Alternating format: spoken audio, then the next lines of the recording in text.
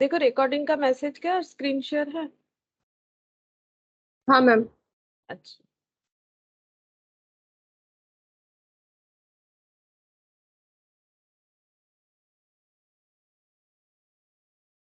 अच्छा देखो आज हम लोग बेसिक ऑफ कॉस्ट से स्टार्ट कर रहे हैं, क्योंकि एक बार लगभग सारा चीज हम लोग का हो चुका है, कम कम ज्यादा जितना भी हुआ है, ठीक है। कॉस्ट का एक बार हम लोग का पूरा कंप्लीट हो चुका है। अब हम लोग क्या करेंगे, फिर से स्टार्ट करते हैं। तो बेसिक एकदम स्टार्टिंग पॉइंट से, मतलब कॉस्ट क्या होता है नहीं होता है, इससे थियोरिटिकल। जैसे देखो सीएस एग्जीक्यूटिव में ये सबसे आएगा हम लोग का एमसीक्यू, क्योंकि उनका पेपर एमसीक्यू बेस्ड ही है। सीएमए में भी एमसीक्यू वगैरह आता है, तो वहां पर भी हमें ये सारा चीज पता होना चाहिए। तो ये चैप्टर सभी के लिए, सीए हो, सीएस हो, सीएमए हो, बट जो पैटर्न है वो अलग होगा। बाकी थियोरिटिकल सभी के लिए, ठीक है। इसमें कुछ फिलहाल प्रैक्टिकल तो नहीं है। तो ये सारा ही क्या है, थियोरिटिकल है। और सभी के लिए जिनका एमसीक्यू बेसिस आएगा एमसीक्यू, जिनको रिटर्न करना है वो लिख के करेंगे, ठीक है। तो सबसे पहले स्टार्ट करते हैं। यहाँ पर लिख लेते हैं पहले cost introduction.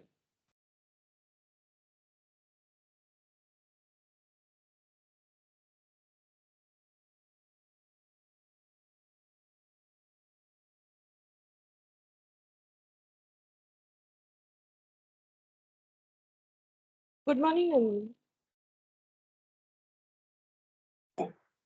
Good morning ma'am.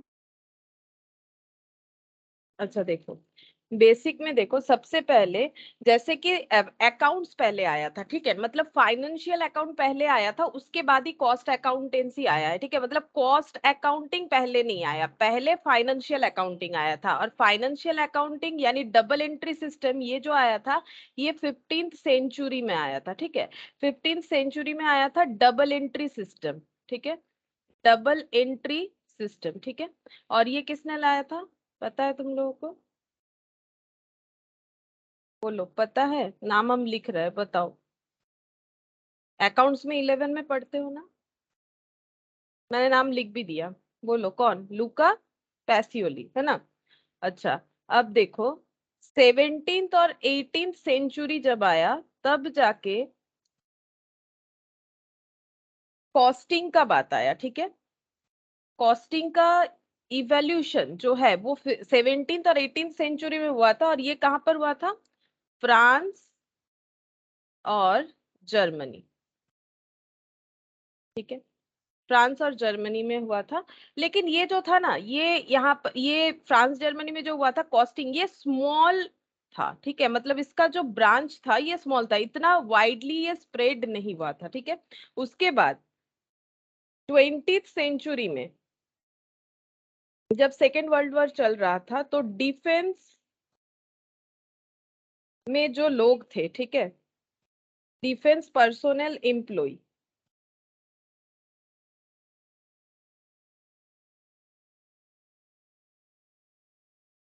इनका जो मतलब ये जो मतलब सेकेंड वर्ल्ड वॉर के टाइम में जो भी डिफेंस पर्सनल एम्प्लॉय थे, ठीक है, उनके उनका मतलब जो भी खर्चा वगैरह हो रहा है उसके कॉस्टिंग के लिए कोलकाता में, ठीक है, मतलब इंडिया में, ठीक है। अभी मतलब यहाँ पर एक काम करते हैं, इंडिया बोल के कोलकाता लिख देते हैं। जैसे सबसे पहले फ्रांस में आया ना, तो इंडिया में कब आया था वो हम बता रहे हैं। तो इंडिया में आया और कोलकाता में, इसीलिए जो कॉस्ट अकाउंट मतलब सीएमए का जो इंस्टीट्यूट है, ठीक है, उसका हेड ऑफिस कोलकाता में है। बाकी सबका अगर देखो तो दिल्ली में है। तो ये 20th सेंचुरी में इंडिया में फैला और सबसे पहले ये कोलकाता में हुआ। और इसके रिगार्डिंग इंस्टीट्यूट बनाया गया, ठीक है।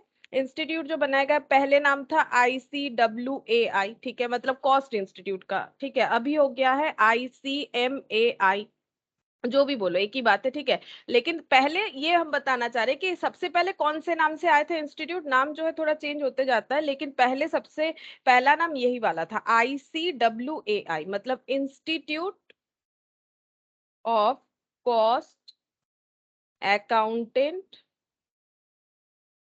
ऑफ इंडिया, पहले इसी नाम पे आया था, ठीक है। तो इस तरह से कॉस्ट जो है हम लोगों के साथ ऐड किस तरह से हुआ वो मैंने बताया कि कॉस्ट का कंसेप्ट कैसा है, लेकिन पहले कॉस्ट नहीं आया था, ठीक है। पहले अकाउंट्स का जो है फाइनेंशियल अकाउंटिंग आया था, उसके बाद ही कॉस्ट अकाउंटिंग का कंसेप्ट आया। तो इससे अगर कुछ थियोरिटिकल आ जाए एमसीक्यूज वगैरह तो तुम लोग कर सकते हो, ठीक है। आफ्टर दैट अब हम लोग पढ़ेंगे टर्म, जो भी कॉस्ट का टर्म होता है वो पढ़ेंगे। सबसे पहला टर्म हो गया कॉस्ट किसे बोला जाता है, ठीक है। कॉस्ट क्या होता है? कॉस्ट का मतलब होता है, देखो, कॉस्ट का मतलब होता है amount of resource in money और मनीज वर्थ गिवन अप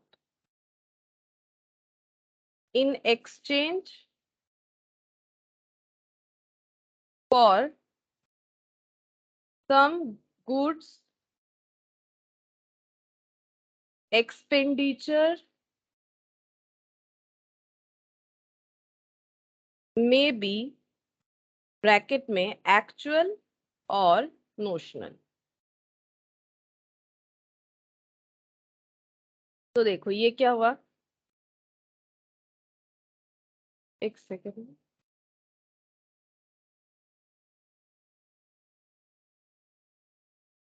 हम्म, तो देखो यहाँ पर मैंने क्या लिखा है, कॉस्ट का मतलब क्या होता है? कॉस्ट का मतलब होता है जो भी रिसोर्सेज हम लोग सैक्रिफाइस कर रहे हैं, ठीक है। Amount of resources, given up मतलब क्या, दे देना, ठीक है। गिवन अप मतलब दे देना, यानी हम लोग कुछ दे रहे हैं उसके बदले हमें क्या मिलेगा, मतलब सारा चीज गिव एंड टेक होता है ना। तो given up in exchange for some goods, ठीक है। In exchange for some goods भी हो सकता है, सर्विस भी हो सकता है। In exchange for some goods या फिर सर्विस भी हो सकता है, ठीक है। और जो एक्सपेंडिचर हम लोग कर रहे हैं, मतलब जो खर्चा हम लोग कर रहे हैं, वो एक्चुअल भी हो सकता है, नोशनल भी हो सकता है, ठीक है। तो कुछ चीजों को पाने के लिए, कुछ सर्विस को पाने के लिए हम लोग जो भी खर्चा करते हैं उसे कॉस्ट बोला जाता है। अब वो खर्चा मनी और मनी वर्थ हो सकता है। जैसे तुम लोग जो पढ़ाई कर रहे हो, ठीक है, उसमें एक मनी रिलेटेड मैटर भी आता है कि मेरा ये खर्चा होता है, ठीक है, पढ़ाई करने के लिए। मनी सोर्स मतलब तुम लोग जो अपना टाइम डिवोशन कर रहे हो, ठीक है। तुम लोग अभी नहीं पढ़ के कुछ और भी कर सकते थे, ठीक है। कभी कभी क्या होता है, स्टूडेंटशिप में भी क्या होता है, बहुत सारे जॉब का ऑफर आ सकता है, ठीक है। अगर हम लोग वो काम नहीं करके हम लोग पढ़ाई चूज कर रहे हैं, तो हम लोग क्या कर रहे हैं, वो मतलब जो काम है, जो पैसा हमें मिलने वाला था वो हम लोग सैक्रिफाइस करें। मतलब यही कि अगर हम लोग पढ़ाई नहीं करते तो कुछ और कर सकते थे, लेकिन पढ़ाई कर रहे तो कुछ और नहीं कर रहे, ठीक है। तो अगर हम लोग पढ़ाई करें तो सिर्फ ये नहीं कि पैसा देने से ही पढ़ाई होता है, ऐसा नहीं होता है। अगर सिर्फ हम लोग खर्चा करें तो थोड़ी ना पढ़ाई हो जाएगा, ऐसा नहीं है। या फिर हम सिर्फ फीस ले ले तो पढ़ाई नहीं होगा, ठीक है। मुझे पढ़ाना भी तो पड़ेगा ना, तो मतलब टाइम डिवोशन भी चाहिए। उसी तरह से तुम लोग की तरफ से भी अगर देखो तो सिर्फ पैसा किसी कोर्स में एडमिशन लेने से नहीं होगा, सिर्फ खर्चा करने से नहीं होगा, उसमें टाइम भी हमें डिवोट करना पड़ेगा। यानी मनी और मनीज ओर्थ, ठीक है, ये दोनों चीज, ठीक है। पैसे के साथ साथ हमें मनीज ओर्थ भी इन्वॉल्व करना पड़ सकता है। तो सिर्फ मनी से भी कोई कोई काम हो सकता है, कोई कोई काम के लिए, जैसे मान लो अगर तुम लोग को एक पेन खरीदना है तो उसमें कोई टाइम डिवोशन का बात नहीं। हाँ, बोल सकते हो तुम्हें जाना पड़ेगा, जाके खरीदना पड़ेगा शॉप से, वो अलग बात हो गया। लेकिन पैसे से हम लोग वो चीज को खरीद के लेके आके यूटिलाइजेशन स्टार्ट कर सकते हैं, ठीक है। लेकिन एडुकेशन वाला देखो तो ऐसा नहीं है, एक टाइम तो देना पड़ेगा। जैसे कि अगर कॉलेज पास करना है तो 3 साल देना पड़ेगा, ठीक है। 12th तक पढ़ना है तो 1 से लेकर 12th तक, तो वही होता है कि मनी और मनी इज ओर्थ, ठीक है। जो रिसोर्सेज हम लोग क्या कर रहे हैं, गिव अप कर रहे हैं, वो मनी हो सकता है, मनी जैसा कुछ हो सकता है, ठीक है। और उसके बदले हमें कुछ मिल रहा है, गुड्स मिल रहा है, सर्विस मिल रहा है। और जो एक्सपेंडिचर हम लोग करें वो एक्चुअल है एंड नोशनल है, ठीक है। एक्चुअल मतलब जैसे मान लो जो टाइम हम लोग डिवोट कर रहे हैं एक्चुअल, और टाइम एडुकेशन में डिवोट कर रहे हैं उसके लिए हम लोग बाकी जो चीजों को सैक्रिफाइस कर रहे नहीं कर रहे। मान लो तुम लोग मूवी देखने नहीं जा रहे हो, पढ़ रहे हो घर पे बैठ के, या फिर दूसरा कुछ नहीं कर रहे हो, पढ़ रहे हो, तो दैट इज कॉल्ड नोशनल, ठीक है। मतलब एक्चुअली जो हो रहा है, और नोशनल मतलब जो तुम लोग और कुछ कर सकते थे जो नहीं कर रहे हो, अभी पढ़ रहे हो, दैट इज नोशनल हो सकता है, ठीक है। तो कॉस्ट में हम लोग एक्चुअल और नोशनल दोनों कॉस्ट का ही कैलकुलेशन करते हैं, ठीक है। एक्चुअल को भी कवर अप किया जाता है, साथ साथ नोशनल को भी कवर अप किया जाता है। ऐसा नहीं कि सिर्फ एक्चुअल कॉस्ट को ही हम लोग कवर अप करें। और नोशनल का और एक मीनिंग भी होता है, देखो यहाँ पर समझाने के लिए मैंने नोशनल का ये मीनिंग बोला, इसको लाइक अपॉर्चुनिटी कॉस्ट के तरह मैंने माना कि अगर हम लोग ये कर रहे हैं, ये पढ़ाई कर रहे हैं, तो हम लोग दूसरे कामों को नहीं कर रहे, या फिर मैंने जो है अपना प्रोफेशन टीचर वाला लिया है तो मैंने बाकी प्रोफेशन नहीं लिया, ठीक है। तो ये एक होता है। और एक चीज भी होता है नोशनल का, और एक आगे जाके देखोगे तो नोशनल कॉस्ट जो है, इसको अगर अलग से हम लोग पढ़े तो वहां पर नोशनल कॉस्ट का मतलब ये होता है कि जब हम लोग टाइप ऑफ कॉस्ट पढ़ेंगे तो देखेंगे नोशनल कॉस्ट का मतलब होता है कि जैसे हम लोग जिस चीज का जो है मतलब हमें पता है कि ये खर्चा है, लेकिन हम लोग इसको कैलकुलेट उस तरह से नहीं कर रहे हैं, इसको हम लोग नोशनल कॉस्ट बोल सकते हैं, ठीक है।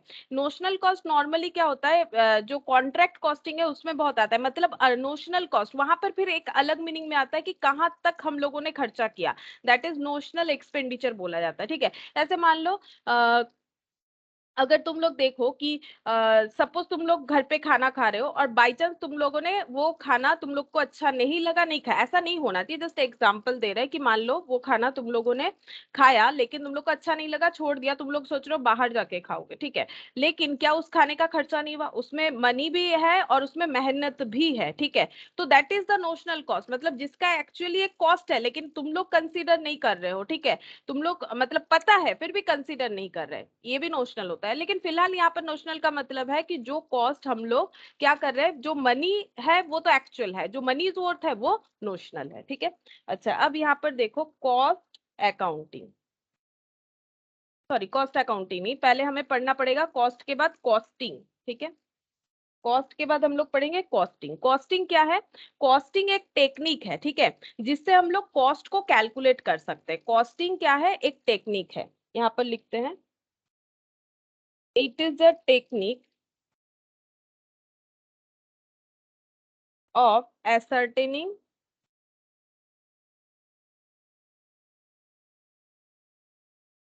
द कॉस्ट, ठीक है।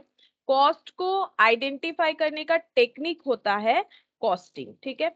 जैसे कि सपोज जॉब कॉस्टिंग, ये एक टेक्निक है जो हम लोग जॉब कॉस्टिंग कर रहे थे, तो हम लोग पर्टिकुलर एक जॉब का कॉस्ट कैसे कैलकुलेट करें उसका जो मेथड हम लोग फॉलो कर रहे थे, दैट इज जॉब कॉस्टिंग, ठीक है। अगर हमें बैच कॉस्टिंग करना है, अगर हम लोग बैच में काम कर रहे हैं तो हमें बैच कॉस्टिंग का टेक्निक यूज करना पड़ेगा बैच का कॉस्ट एसर्टेन करने के लिए। स्टैंडर्ड कॉस्टिंग, ठीक है। इस तरह का प्रोसेस कॉस्टिंग हो सकता है अगर हम लोग कोई फूड मैन्युफैक्चरिंग कर रहे हैं और उसका कॉस्ट कैलकुलेट करना है। तो कॉस्टिंग बेसिकली क्या है? एक टेक्निक है जिसको यूज करके, जिसको फॉलो करके हम लोग क्या कर सकते हैं, कॉस्ट, जो भी चीज हम लोग कर रहे हैं जिसपे हमारा कॉस्ट इनकर्ड हो रहा है उस कॉस्ट को कैलकुलेट कर सकते हैं। तो कॉस्ट को कैलकुलेट करने का जो टेक्निक होता है उसे हम लोग बोलते हैं कॉस्टिंग, ठीक है। अब हम लोग पढ़ेंगे cost accounting.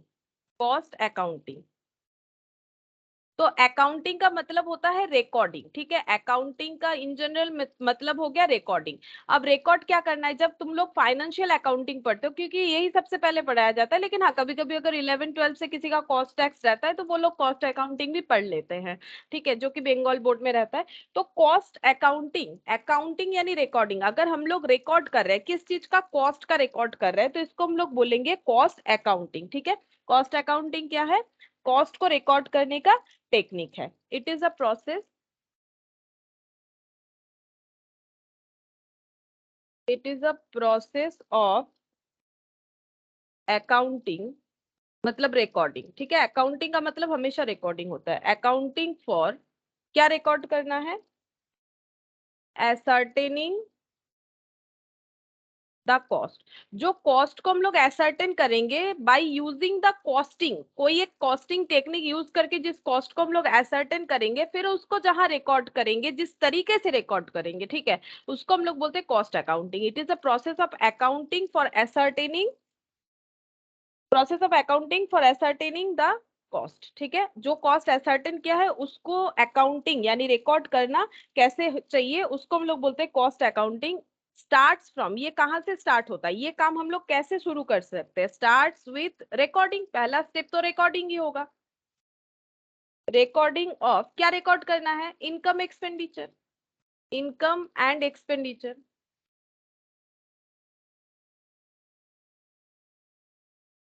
Ends with preparation of report.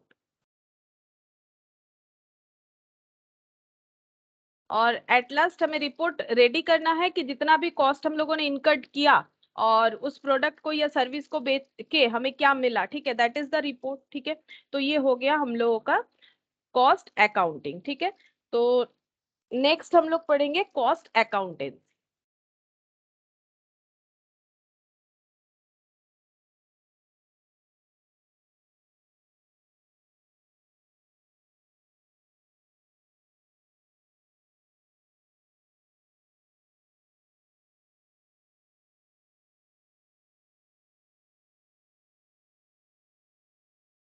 Cost accountancy क्या होता है? ठीक है, कॉस्ट अकाउंटेंसी मतलब ये देखो, cost, costing and cost accounting, ये तीनों चीजों को जहां हम लोग रिफ्लेक्ट करते हैं इसे हम लोग बोलते हैं कॉस्ट अकाउंटेंसी। मतलब basically cost, costing plus costing plus cost accounting मिला के क्या हो जाता है? Cost accountancy. ठीक है, इसको हम लोग बोलते हैं कॉस्ट अकाउंटेंसी। कॉस्ट अकाउंटेंसी क्या है? ये है application, it is an application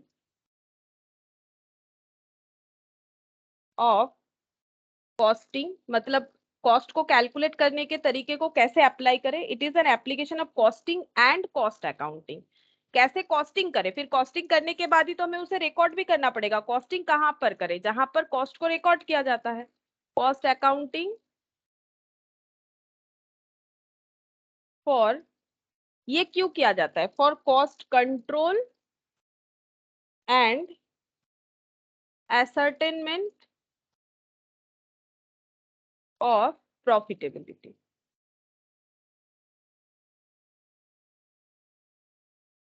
देखो, अगर जस्ट वन लाइन में हम लोग बोले तो ये एक एप्लीकेशन है। कॉस्ट अकाउंटेंसी क्या है? ये एक एप्लीकेशन है पूरे कॉस्ट टेक्निक का। ठीक है, जिस एप्लीकेशन में क्या क्या इन्वॉल्व होता है? कॉस्टिंग, यानी कॉस्ट को कैलकुलेट करने का तरीका और उसको कैसे रिकॉर्ड करे, ये जिस एप्लीकेशन के थ्रू से पॉसिबल होता है उसे हम लोग बोलते हैं कॉस्ट अकाउंटेंसी। ठीक है, और ये क्यों किया जाता है? ताकि हम लोग अपने कॉस्ट को कंट्रोल करें, क्योंकि कॉस्ट को इतने मतलब डिटेल्स में पढ़ने का जरूरत क्या है? ताकि हम लोग अपना कॉस्ट को कंट्रोल कर पाए। ठीक है, और हम लोग क्या प्रॉफिट कमा रहे वो देख पाए। कॉस्ट अगर अनकंट्रोलेबल हो जाएगा तो फिर कॉस्ट करने का तो कोई मतलब ही नहीं होता है। प्रोडक्ट प्रोडक्शन करके या सर्विस प्रोवाइड करके अगर हम लोग सही प्रॉफिट नहीं कमा पा रहे, ठीक है, तो फिर वो तो कोई फायदा है नहीं। ठीक है, जैसे कोई भी चीज देखो, कोई भी बिजनेस देखो, चाहे वो मैन्युफैक्चरिंग हो चाहे सर्विस हो, हर एक चीज में कॉस्ट इंक्लूडेड होता है। लेकिन हमें कॉस्ट तो समझ के करना पड़ेगा ना। कॉस्ट का कंट्रोल अगर हमारे पास नहीं रहेगा, हम लोग ज्यादा कॉस्ट अगर बेयर करते जा रहे हैं तो उसमें हमारा ही लॉस है। तो कॉस्ट को कंट्रोल करना है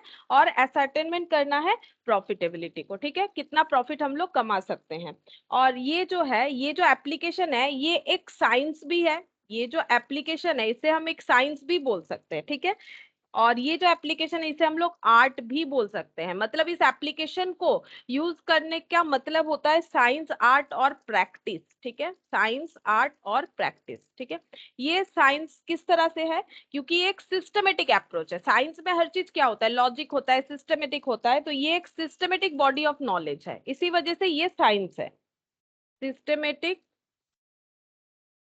बॉडी ऑफ नॉलेज। कोई ऐसे ही कॉस्टिंग नहीं कर सकता, इसके लिए उसके पास एक सिस्टमेटिक बॉडी ऑफ नॉलेज होना चाहिए। ठीक है, तो नॉलेज है, ज्ञान है, नॉलेज मतलब ज्ञान ना, तो वही तो हो गया साइंस। ठीक है, आर्ट, आर्ट मतलब हम लोग को स्किल का जरूरत है, स्किल। ठीक है, सिर्फ नॉलेज से नहीं होगा, उस नॉलेज को अप्लाई करने के लिए स्किल का भी तो जरूरत होगा। तो स्किल का जरूरत यानी आर्ट में चला गया, आर्ट सेक्टर में चला गया ये। तो ये हो गया रिक्वायर्स स्किल। और ये एक प्रैक्टिस है, कंटिन्यूअस प्रैक्टिस, कंटिन्यूअस प्रोसेस। ठीक है, तो अगर इस तरह से हम लोग देखें तो इसको अगर डायग्रामेटिकली रिप्रेजेंट करें तो सबसे छोटा पॉइंट होता है कॉस्टिंग। ठीक है, सबसे छोटा पॉइंट होता है कॉस्टिंग, और उसके बाद होता है कॉस्ट अकाउंटिंग। ठीक है, और ये दोनों चीजों को जो कंटेन करता है उसको बोला जाता है कॉस्ट अकाउंटेंसी। तो इस तरह से लिख देते हैं, ये जो सबसे छोटा वाला पार्ट है इसको हम लोग बोलेंगे कॉस्टिंग। ठीक है, अब कॉस्टिंग के बाहर आ गया कॉस्ट अकाउंटिंग।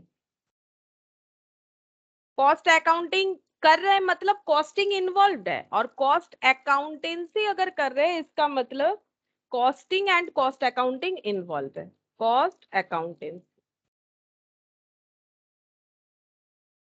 ठीक है, ये हो गया हम लोग का कॉस्ट अकाउंटेंसी। अच्छा, नेक्स्ट हम लोग पढ़ेंगे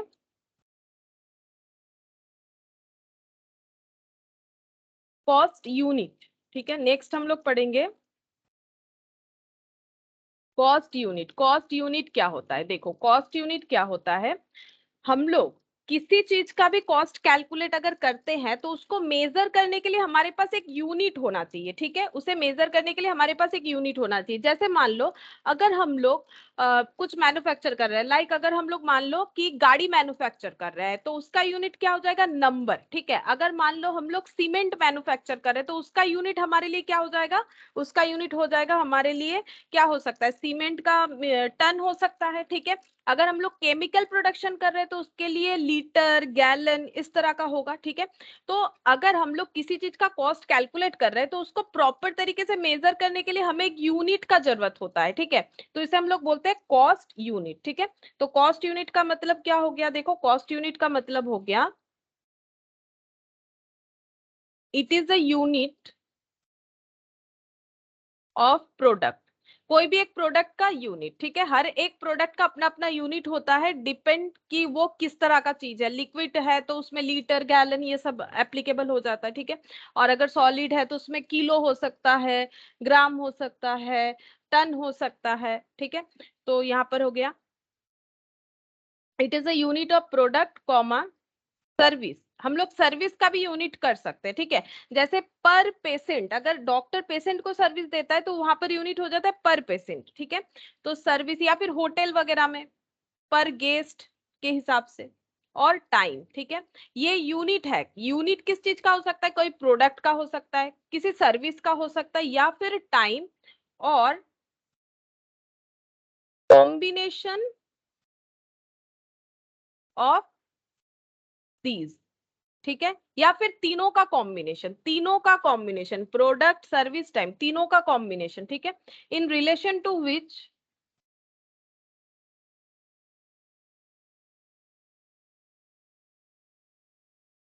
cost may be ascertain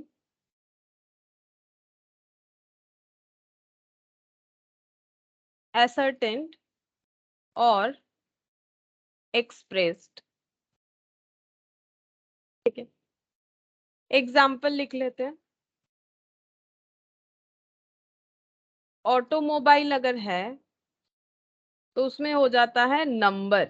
automobile, अगर हम लोग ऑटोमोबाइल सेक्टर में है और वहां पर हम लोग अगर अपने प्रोडक्ट का यूनिट मेजर करना चाहते हैं उसमें नंबर यूज करेंगे। ठीक है, अगर हम लोग सीमेंट मैन्युफैक्चरर है तो उसमें हम लोग यूज करेंगे टन, या फिर बैग पर बैग भी होता है। अच्छा, केमिकल, लीटर, गैलन। ठीक है, ये सब हो सकता है। तो देखो मैंने क्या लिखा है, कॉस्ट यूनिट में मैंने लिखा है कि इट इज अ यूनिट, ये एक यूनिट है। किस चीज का? कोई प्रोडक्ट का हो सकता है। ठीक है, कोई सर्विस का, जैसे सर्विस का भी एक एग्जांपल लिख सकते हो। सर्विस का एग्जांपल जैसे देखो, डॉक्टर पर पेशेंट। ठीक है, अच्छा देखो, प्रोडक्ट, सर्विस और टाइम और combination of this in relation to which, जिसके लिए हम लोग कॉस्ट एसर्टेन कर रहे हैं। हम लोग किसका कॉस्ट एसर्टेन कर रहे हैं? जो सीमेंट प्रोडक्शन कर रहे हैं उसका कॉस्ट एसर्टेन कर रहे हैं। कॉस्ट एसर्टेन करने के लिए हमें एक यूनिट का जरूरत होगा उसको एक्सप्रेस करने के लिए। नहीं तो क्या बोलेंगे कि ऐसे दिखाएंगे हाथ में उठा के कि ये इतना, ये जो है इसका प्राइस इतना, ऐसा नहीं बोल सकेंगे। हमें एक प्रॉपर यूनिट में बोलना पड़ेगा ना कि क्या होता है। जैसे फ्रूट्स खरीदने जाते तो कुछ फ्रूट्स जो है वो हमें दर्जन में मिल जाते हैं, कुछ फ्रूट्स जो है वो हमें किलो में मिलते हैं, कुछ पीस में मिलते हैं, वो तो डिपेंड करता है ना किस तरह से वो लोग सेल कर रहे हैं। तो देखो फ्रूट्स के केस में कितना सारा अलग अलग यूनिट हो जाता है, ठीक है। नॉर्मली बनाना जो है वो जो दर्जन के हिसाब से बिक जाता है, ठीक है। और जो क्या होता है उसे क्या बोलते हैं, एप्पल वगैरह जो है वो किलो के हिसाब से होता है, ठीक है। और ऑरेंज वगैरह कभी पीस के हिसाब से भी हो जाता है, तो पीस के हिसाब से भी हो सकता है। तो दैट इज कॉस्ट यूनिट, जो हमें यूज करना है प्रॉपरली डिस्क्राइब करने के लिए, मेजर करने के लिए, ठीक है। मेजर जो कर रहे हैं उसको एक्सप्रेस करने के लिए हम लोग कॉस्ट यूनिट का यूज करते हैं। नेक्स्ट हम लोग पढ़ेंगे कॉस्ट सेंटर।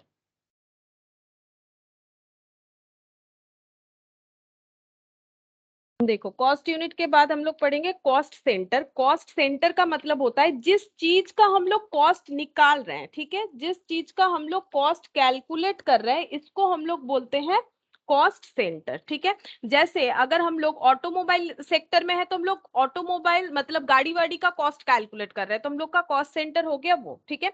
तो कॉस्ट सेंटर जो है वो हो जाएगा जिस चीज का हम लोग कॉस्ट कैलकुलेट करें। वो कोई लोकेशन भी हो सकता है, मान लो हम लोगों का 3-4 ब्रांच है, ठीक है।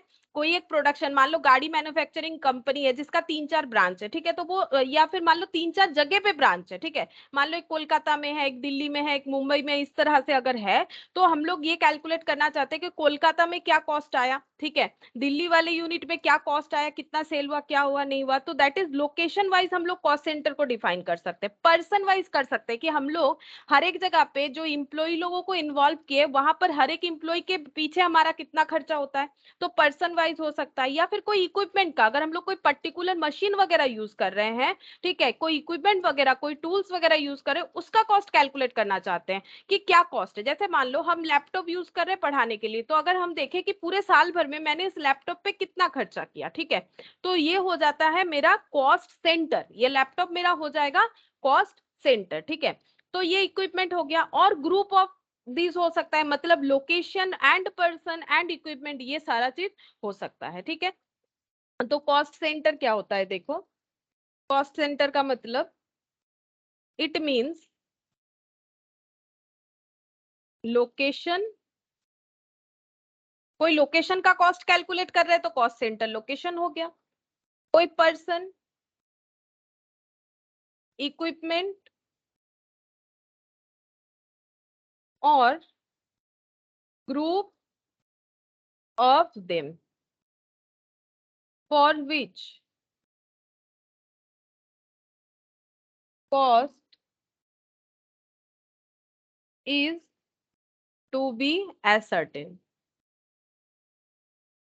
जिसके लिए हम लोग कॉस्ट कैलकुलेट कर रहे हैं वो होता है हम लोगों का कॉस्ट सेंटर, ठीक है। और जिस यूनिट को यूज करते हैं, ठीक है, अब ये कॉस्ट सेंटर तो मान लो हम लोगों ने चूज कर लिया कि मुझे मेरे लैपटॉप का कॉस्ट कैलकुलेट करना है। मेरे पास मान लो 2 लैपटॉप है, ठीक है। तो अगर 2 लैपटॉप, तो एक एक लैपटॉप में कितना खर्चा हुआ, यानी एक्सपेंसेस पर लैपटॉप, जब हम इस तरह से डिफाइन करेंगे दैट इज कॉस्ट यूनिट हो जाएगा, ठीक है। मतलब हम अपने कॉस्ट को एक्सप्रेस करने के लिए मैंने एक यूनिट यूज कर लिया पर लैपटॉप, ठीक है। उसी तरह से यहाँ पर यूनिट और कॉस्ट सेंटर दोनों देखो एक दूसरे के साथ, मतलब दोनों चीजों को हम लोग इस तरह से समझना चाहिए। हम लोग को जिस चीज का कॉस्ट कैलकुलेट कर रहे हैं वो कॉस्ट सेंटर। अब कॉस्ट तो कैलकुलेट करिए, उसको एक्सप्रेस करने के लिए हमें एक पर्टिकुलर लैंग्वेज टर्म का जरूरत है, ठीक है, that is called cost unit, ठीक है। तो कॉस्ट सेंटर ये हो गया। अब ये क्यों यूज होता है नॉर्मली, क्यों हम लोग सेंटर में डिवाइड करके कॉस्ट को कैलकुलेट करते हैं कि मुझे मेरे लोकेशन वाइज कॉस्ट कैलकुलेट करना है, मुझे पर्सन वाइज कॉस्ट कैलकुलेट करना है, मुझे इक्विपमेंट वाइज कॉस्ट कैलकुलेट करना है, ताकि हम लोग अपने कॉस्ट को कंट्रोल कर सके, ठीक है। It is used for cost control purpose,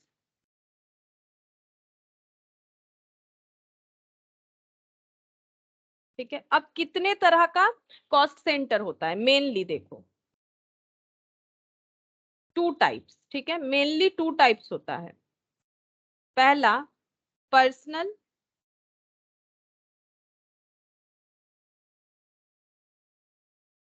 दूसरा इम्पर्सनल।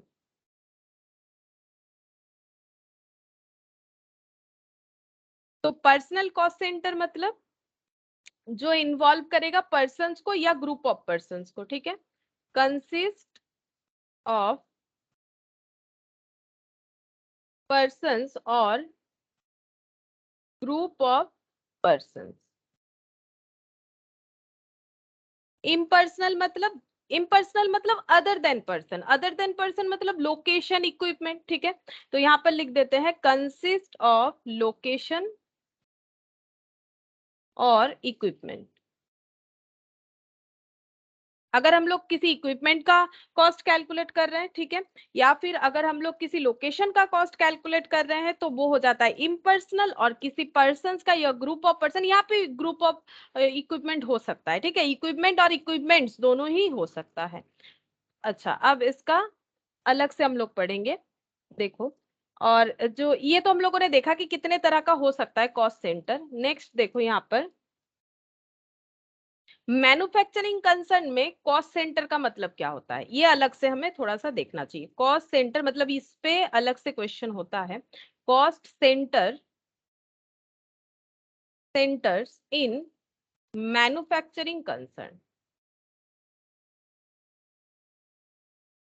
मतलब अगर हम लोग कोई मैन्युफैक्चरिंग कंसर्न मतलब सीधा सा बात हो गया कि डिपार्टमेंट, मैन्युफैक्चरिंग डिपार्टमेंट, ठीक है। अगर मैन्युफैक्चरिंग डिपार्टमेंट का हम लोग कॉस्ट कैलकुलेट कर रहे हैं, तो इसे हम लोग बोलेंगे कॉस्ट इन मैन्युफैक्चरिंग कंसर्न, ठीक है। कॉस्ट इन मैन्युफैक्चरिंग कंसर्न जो है, इसमें टू टाइप्स हो सकता है। एक हो गया हम लोग का प्रोडक्शन कॉस्ट सेंटर,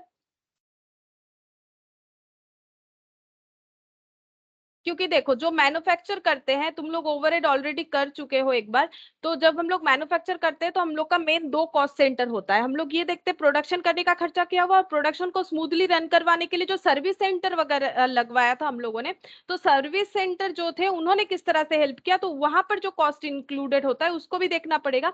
तो प्रोडक्शन कॉस्ट सेंटर और दूसरा क्या हो जाएगा, सर्विस कॉस्ट सेंटर, ठीक है।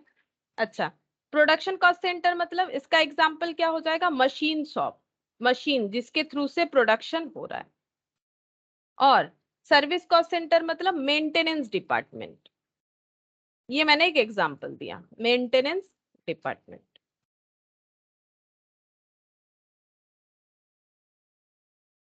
प्रोडक्शन कॉस्ट सेंटर में और एक चीज भी लिख सकते हैं, ये जो कॉस्ट सेंटर है, यहाँ पर क्या क्या काम होता है, फिर यहाँ पर जो काम होता है दैट इज रॉ मटेरियल को देखभाल करना, ठीक है, रॉ मटेरियल को हैंडल करना, और उसके साथ साथ फिनिश्ड गुड्स में कन्वर्ट करना, ठीक है।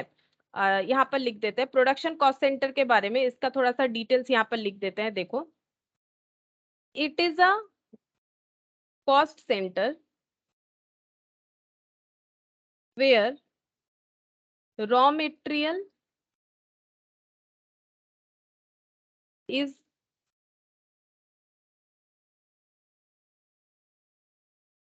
handled for conversion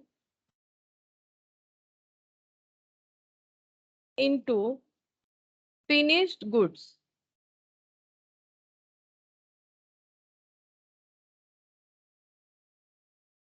Here,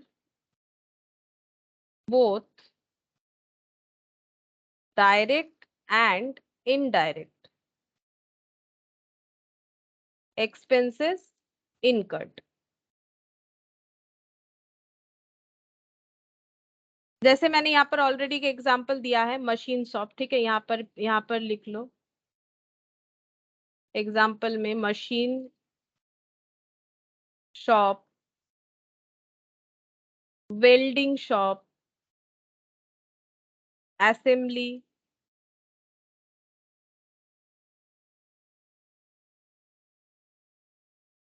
shop, etcetera.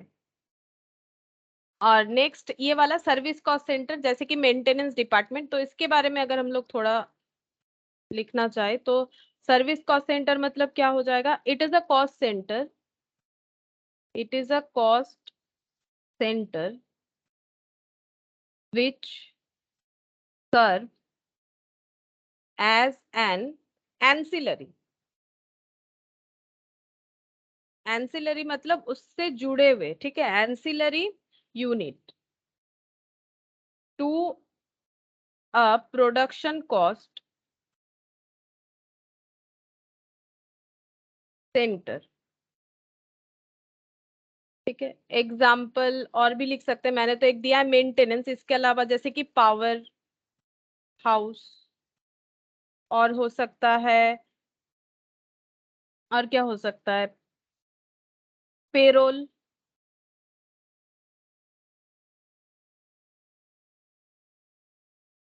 Payroll processing department. Payroll processing department का मतलब होता है जो लेबर लोगों को या फिर मतलब इम्प्लॉई हो, लेबर हो, जो भी, उनको जो पेमेंट वगैरह किया जाता है तो वो वहां पर कैलकुलेशन करना पड़ता है वेजेस कॉस्ट का, ठीक है। तो वो हो जाता है पेरोल प्रोसेसिंग। अच्छा, मैंने क्या स्पेलिंग लिख दिया, पेरोल प्रोसेसिंग डिपार्टमेंट, ठीक है। ये एग्जांपल हो गया। तो देखो, फिर से एक बार देखो, अभी तक हम लोगों ने क्या क्या पढ़ लिया। हम लोगों ने ये देख लिया कि कॉस्ट कैसे जो है यहाँ इंडिया तक पहुंचा। कॉस्ट अकाउंटिंग का जो कंसेप्ट है, कॉस्ट क्या होता है, कॉस्ट कॉस्टिंग क्या होता है। कॉस्ट मतलब अगर हम लोग जो भी चीज सैक्रिफाइस करें, जो रिसोर्सेज का सैक्रिफाइस कर रहे हैं कुछ सर्विस प्रोडक्ट पाने के लिए, दैट इज कॉस्ट। अब उस कॉस्ट को कैलकुलेट करने का तरीका कॉस्टिंग। अब उसको हम लोग जिस प्रोसेस में रिकॉर्ड करेंगे, ये दोनों चीजों को जिस प्रोसेस में रिकॉर्ड करेंगे, कॉस्ट अकाउंटिंग। और इसका पूरा एप्लीकेशन ये तीनों चीजों का कॉस्ट अकाउंटेंसी, ठीक है। कॉस्ट यूनिट मतलब जो भी चीज हम लोग जिस भी चीज का कॉस्ट कैलकुलेट कर रहे हैं उसको एक पर्टिकुलर मेजरमेंट हमें देना पड़ेगा। तो मेजरमेंट जिस चीज का जैसा होगा वैसा देंगे। मेजर करने का जो यूनिट है कॉस्ट यूनिट, ठीक है। जिस चीज का कॉस्ट कैलकुलेट करेंगे कॉस्ट सेंटर। ये दो तरीके का होता है, पर्सनल, इम्पर्सनल। ह्यूमन बीइंग से रिलेटेड पर्सनल, ह्यूमन बीइंग से रिलेटेड नहीं impersonal, like location and location, और उसके साथ क्या है, इक्विपमेंट। अब देखो, कॉस्ट सेंटर मैनेजमेंट कंसर्न में क्या क्या होता है, दो तरह का होता है। अगर सॉरी, मैन्युफैक्चरिंग कंसर्न में देखो तो दो तरह का होता है, प्रोडक्शन और सर्विस। प्रोडक्शन कॉस्ट सेंटर मतलब जो प्रोडक्शन के साथ डायरेक्टली रिलेटेड हो जाते हैं, जैसे कि रॉ मटेरियल को हैंडल करना, फिर उसको फिनिश गुड्स में रेडी करना, ठीक है। तो यहाँ पर डायरेक्ट इनडायरेक्ट दोनों तरह का एक्सपेंस इनकर्ड हो सकता है। मशीन शॉप हो गया, वेल्डिंग शॉप हो गया, असेंबली शॉप हो गया, ठीक है। और जो सर्विस कॉस्ट सेंटर है, जो सर्विस प्रोवाइड करने के लिए हमें हेल्प करता है, ठीक है, that is service cost centre. अच्छा, इसके बाद और एक भी होता है, और वो भी लिखवा देते हैं, responsibility centre.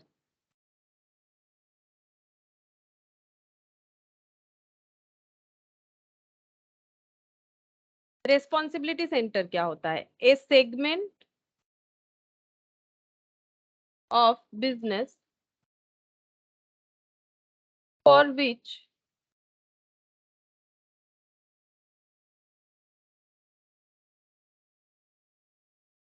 responsibility is assigned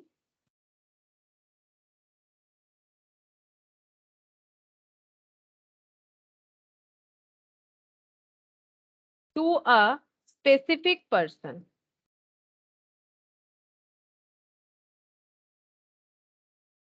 एक मिनट रुको, हम थोड़ा विंडो बंद करके आते हैं, पानी आ गया अंदर।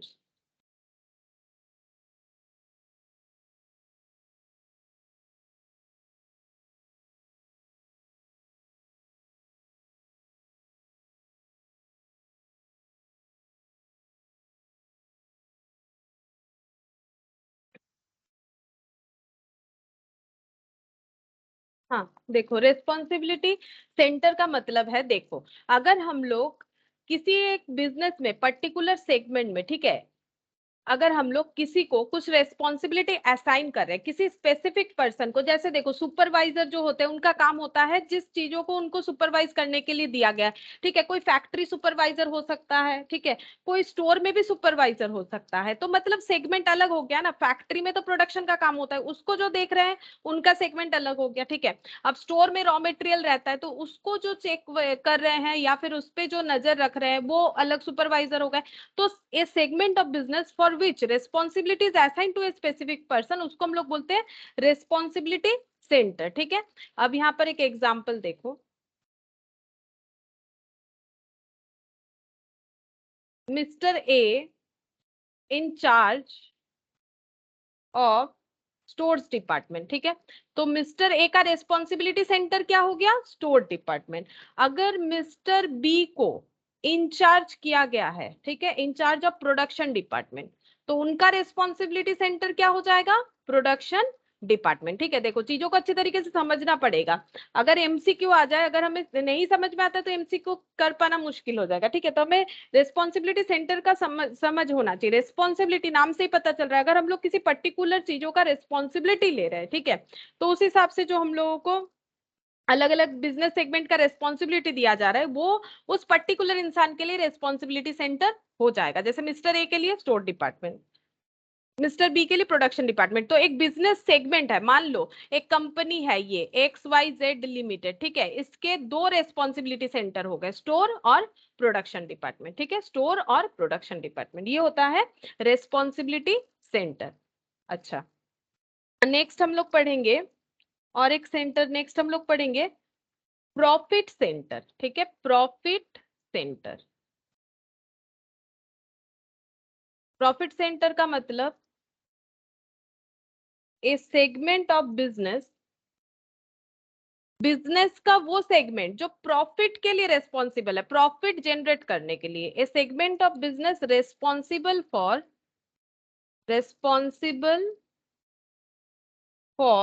All activities,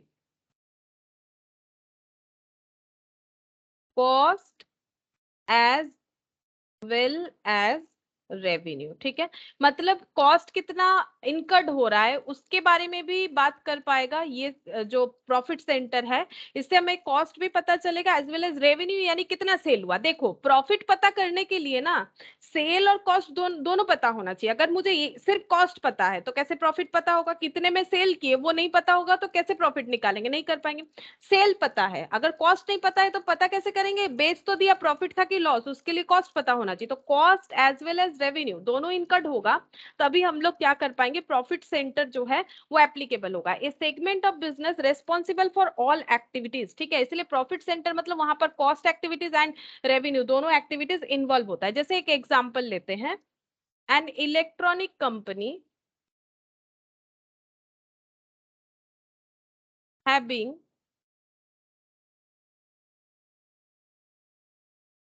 profit centre, electronic company है, उसका कितना प्रॉफिट सेंटर हो सकता है, लाइक उसका प्रॉफिट सेंटर हो सकता है, मान लो वो मोबाइल मोबाइल बेचती है, ठीक है, तो मोबाइल डिवीजन उसका एक प्रॉफिट सेंटर हो सकता है कि मोबाइल बेच के कितना पैसा आ रहा है।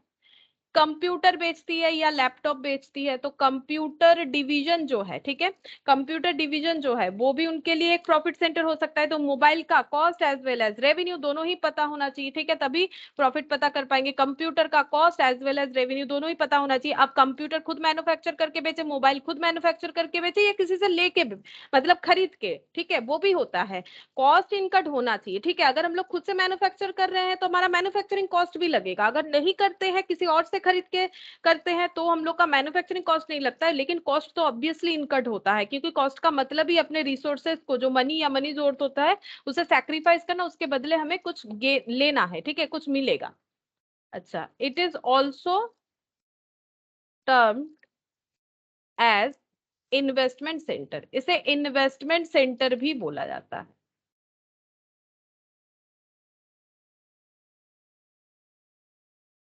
अच्छा, ये वाला हो गया हम लोग का। देखो हम लोगों ने यहाँ तक कॉस्ट सेंटर पढ़ा, personal impersonal, then cost centre in manufacturing centre, responsibility centre, profit centre, ठीक है, तो जितने भी ऐसे सिमिलर टाइप थे वो हम लोगों ने देखा। नेक्स्ट हम लोग पढ़ेंगे कॉस्ट ऑब्जेक्ट, ठीक है, कॉस्ट ऑब्जेक्ट क्या है। तो कॉस्ट ऑब्जेक्ट क्या है, जिस चीज का हम लोग कॉस्ट कैलकुलेट कर रहे हैं। तो तुम लोग सोच रहे होगे मैंने तो ये बात कॉस्ट सेंटर के लिए भी बोला था, जिस चीज का हम लोग कॉस्ट कैलकुलेट करें, वो किसी पर्सन का हो सकता है, वो किसी इक्विपमेंट का हो सकता है, वो किसी लोकेशन का हो सकता है, लेकिन कॉस्ट ऑब्जेक्ट और कॉस्ट सेंटर में एक छोटा सा डिफरेंस है। तो देखो कॉस्ट जो ऑब्जेक्ट है वो क्या होता है, कॉस्ट ऑब्जेक्ट का मतलब होता है, देखो कॉस्ट ऑब्जेक्ट का मतलब होता है, cost object is anything for which a separate measurement of cost is required। समझाते हैं क्या होता है। Cost object may be a product, service, project, brand, brand category, activity, A department और ए प्रोग्राम, एटसेट्रा। ठीक है, तो देखो कॉस्ट ऑब्जेक्ट क्या होता है। कॉस्ट ऑब्जेक्ट जो है ये बेसिकली एक टेक्निकल नेम है, ठीक है, किसी प्रोडक्ट का बोलो या सर्विस का बोलो, प्रोजेक्ट का बोलो, डिपार्टमेंट का बोलो, ठीक है। तो कॉस्ट ऑब्जेक्ट जो है, जैसे कि देखो ये एक क्या है मेन, यहाँ पर देखो कौन से लाइन से हम लोग समझेंगे कॉस्ट ऑब्जेक्ट और कॉस्ट सेंटर में डिफरेंस क्या है। देखो cost object is anything for which A separate measurement of cost is required, मतलब अलग से हमें कॉस्ट रिक्वायर्ड करना है, मतलब किसी को स्पेशल अटेंशन देना है, चाहे वो कोई इंसान हो सकता है, कोई प्रोजेक्ट हो सकता है, कोई एक्टिविटी हो सकता है, कोई डिपार्टमेंट हो सकता है, ठीक है। हम लोग एक ही तरह का सारी चीजों का कॉस्ट कैलकुलेट कर रहे हैं, बट किसी को स्पेशल अटेंशन दे रहे हैं, किसी एक एक्टिविटी को भी हो सकता है, किसी एक डिपार्टमेंट को भी हो सकता है, ठीक है। कॉस्ट ऑब्जेक्ट में बी अ प्रोडक्ट, कोई एक प्रोडक्ट को स्पेशल हम लोग अटेंशन दे रहे हैं, कोई एक सर्विस को स्पेशल अटेंशन दे रहा है, कोई एक प्रोजेक्ट को स्पेशल अटेंशन दे रहा है, कोई ब्रांड कैटेगरी को दे रहा है, कोई एक्टिविटी को, कोई डिपार्टमेंट को, या फिर कोई प्रोग्राम एटसेट्रा, कुछ भी हो सकता है। अगर हम लोग सेपरेटली मेजर करें, जैसे मान लो किसी का सपोज मान लो कोई एक क्या कंपनी बोले, जैसे मान लो कोई एक टेलर है, फॉर एग्जांपल मान लो कोई एक टेलर है, ठीक है, जो सभी का जो है ड्रेस वगैरह जो है वो सिलाई करता है, लेकिन उसका एक स्पेशल कस्टमर है, जब भी वो आते हैं तो उनको वो स्पेशल अटेंशन देता है, ठीक है। जैसे उनके लिए मान लो बैठने का जगह रख लेता है अलग से, ठीक है, कि आप यहाँ पर बैठिए, उनके लिए मान लो कुछ चाय कोल्ड ड्रिंक वगैरह मंगवाता है, उनके लिए स्पेशल अटेंशन से वो ड्रेस सिलाई करता है, अच्छा कपड़ा, ज्यादा से ज्यादा अच्छा कपड़ा लगाता है, ठीक है। तो उसके लिए हम लोग क्या करें, या फिर उनका जो भी मटेरियल वगैरह होता है बाकी लोगों से हटके वो प्रोवाइड करता है, क्योंकि वो उसके स्पेशल कस्टमर है, ठीक है। तो अगर हम लोग किसी कॉस्ट को स्पेशल तरह से मतलब सेपरेटली जो है कैलकुलेट कर रहे हैं, कैलकुलेट करने का जरूरत है, ठीक है, कैलकुलेट करने का, जैसे मान लो कोई एक हम लोगों का ऐसा एक्टिविटी है जिसको हमें स्पेशल अटेंशन के साथ देखना पड़ेगा, कोई हमारा मान लो 4 डिपार्टमेंट है, लेकिन एक डिपार्टमेंट हम लोगों के लिए ज्यादा स्पेशल है, उसमें हमारा अटेंशन हमेशा ज्यादा रहता है, ठीक है। तो वो हो जाएगा हम लोग का कॉस्ट ऑब्जेक्ट, ठीक है। कॉस्ट ऑब्जेक्ट बेसिकली क्या है, कॉस्ट सेंटर ही है, बोल सकते हो कि कॉस्ट सेंटर ही है ब्रॉडली, ठीक है। और इसको अगर हम लोग नैरोली बोले तो वही कॉस्ट यूनिट हो जाता है, मतलब कॉस्ट ऑब्जेक्ट जो है ना, इसको देखो इस तरह से भी हम लोग बोल सकते हैं, कॉस्ट ऑब्जेक्ट का मतलब क्या हो गया, स्पेसिफिकली किसी चीज का कॉस्ट कैलकुलेट करना, लेकिन सेपरेटली, ठीक है। तो इसको अगर हम लोग इसको ऐसे लिख दे तो भी होता है, ये देखो it can be defined broadly, मतलब अगर उसे ब्रॉडली अगर हम लोग डिफाइन करना चाहे तो इसे ही हम लोग बोलेंगे कॉस्ट सेंटर, क्योंकि कॉस्ट सेंटर का मतलब तो वही होता है कॉस्ट कैलकुलेट करना। जैसे मैंने एग्जांपल दिया, टेलर सभी कस्टमर का ही जो शर्ट सिलाई विलाई करता है उसका कॉस्ट कैलकुलेट करता है, किसी एक का स्पेशली करता है, तो इसे ब्रॉडली अगर बोले तो कॉस्ट सेंटर ही है, किसी एक पर्टिकुलर पर्सन का, लोकेशन का, इक्विपमेंट का कॉस्ट कैलकुलेट करना। लेकिन जब स्पेसिफिकली कर रहे हैं, स्पेसिफिकली स्पेशल अटेंशन के साथ करते हैं, तो वही हो जाता है कॉस्ट ऑब्जेक्ट। और अगर इसे नैरोली डिफाइन करें तो इसी को हम लोग क्या बोलेंगे, कॉस्ट यूनिट। अगर इसका सबसे छोटा पार्ट अगर हम लोग बोले नैरोली से डिफाइन करें तो कॉस्ट यूनिट, क्योंकि कॉस्ट यूनिट है क्या, कॉस्ट यूनिट है जो कॉस्ट हम लोगों ने मेजर किया है उसको, मतलब जो कॉस्ट हम लोगों ने कैलकुलेट किया है, मेजर नहीं कैलकुलेट किया है, उसको बताने के लिए जो यूनिट यूज कर रहे हैं, उसको मेजर करने के लिए जो यूनिट यूज कर रहे हैं। कॉस्ट तो कैलकुलेट हो गया, जैसे मान लो मेरा खर्चा हुआ है किसी चीज का 100 रुपए, ठीक है, लेकिन 100 रुपए क्या, किस चीज का, मतलब 100 रुपए किस हिसाब से, जैसे मान लो एक लैपटॉप बनाने का खर्चा हुआ 1 लाख, तो 1 लाख क्या, एक लैपटॉप का, 5 लैपटॉप का, तो बताना पड़ेगा 1 लाख पर लैपटॉप, ठीक है। या फिर बेचना है मुझे 1 लाख, खर्चा हुआ है मेरा मान लो 60,000, तो 60,000 पर लैपटॉप, तो ये क्या हो गया यूनिट। तो नैरोली कॉस्ट ऑब्जेक्ट जो है वो क्या है, कॉस्ट यूनिट है। ब्रॉडली अगर बोलो तो कॉस्ट सेंटर है, और एक्चुअली अगर बोलो कॉस्ट ऑब्जेक्ट क्या है, तो कॉस्ट को कैलकुलेट करना है, तो कॉस्ट को कैलकुलेट करना है दैट इज कॉस्ट सेंटर। लेकिन स्पेसिफिकली करना है, सेपरेटली करना है, किसी को स्पेशल अटेंशन के साथ करना है, इस वजह से कॉस्ट ऑब्जेक्ट। और कॉस्ट को कैलकुलेट करके उसे तो मुझे बताना ही है, using the cost unit, measurement unit use करना है, इसीलिए इसे नैरोली हम लोग क्या बोलेंगे, कॉस्ट यूनिट बोलेंगे। ठीक है, तो नैरोली इसे कॉस्ट यूनिट, और ब्रॉडली अगर देखो तो यही हो जाता है हम लोगों का कॉस्ट सेंटर। ठीक है, अच्छा, नेक्स्ट हम लोग पढ़ेंगे कॉस्ट ड्राइवर। ठीक है, कॉस्ट ड्राइवर्स ये हम लोगों ने एक्टिविटी बेस्ड कॉस्टिंग में पढ़ लिया था। ठीक है, मतलब इसका हम लोगों ने बहुत सारा प्रैक्टिकल किया।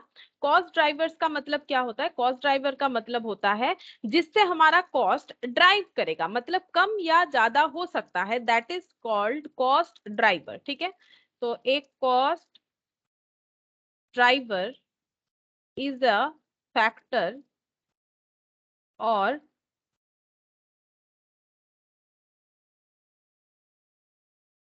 variable which affect level of cost. Generally, it is an activity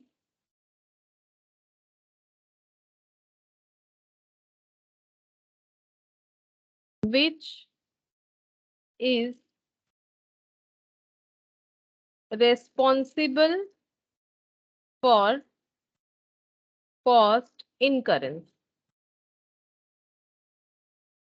ठीक है, तो देखो कॉस्ट ड्राइवर मैंने क्या लिखा है, कॉस्ट ड्राइवर का मतलब होता है कि कॉस्ट ड्राइवर क्या है, ये एक फैक्टर है या वेरिएबल है। ठीक है, विच इफेक्ट, जो इफेक्ट करता है लेवल ऑफ कॉस्ट को। लेवल मतलब कभी कॉस्ट का लेवल बढ़ जाता है, कभी कम हो जाता है, कभी बढ़ रहा है, कभी कम हो रहा है, अगर ऐसा होता है। ठीक है, मतलब लेवल कब हम लोग का कम या ज्यादा होगा, मतलब हमेशा ऐसा नहीं कि कम हुआ ज्यादा हुआ, मतलब ये तो जस्ट मैंने एग्जांपल दिया कि कॉस्ट का लेवल कम फिर ज्यादा हो सकता है, या फिर कम ज्यादा, या फिर और भी ज्यादा हो सकता है।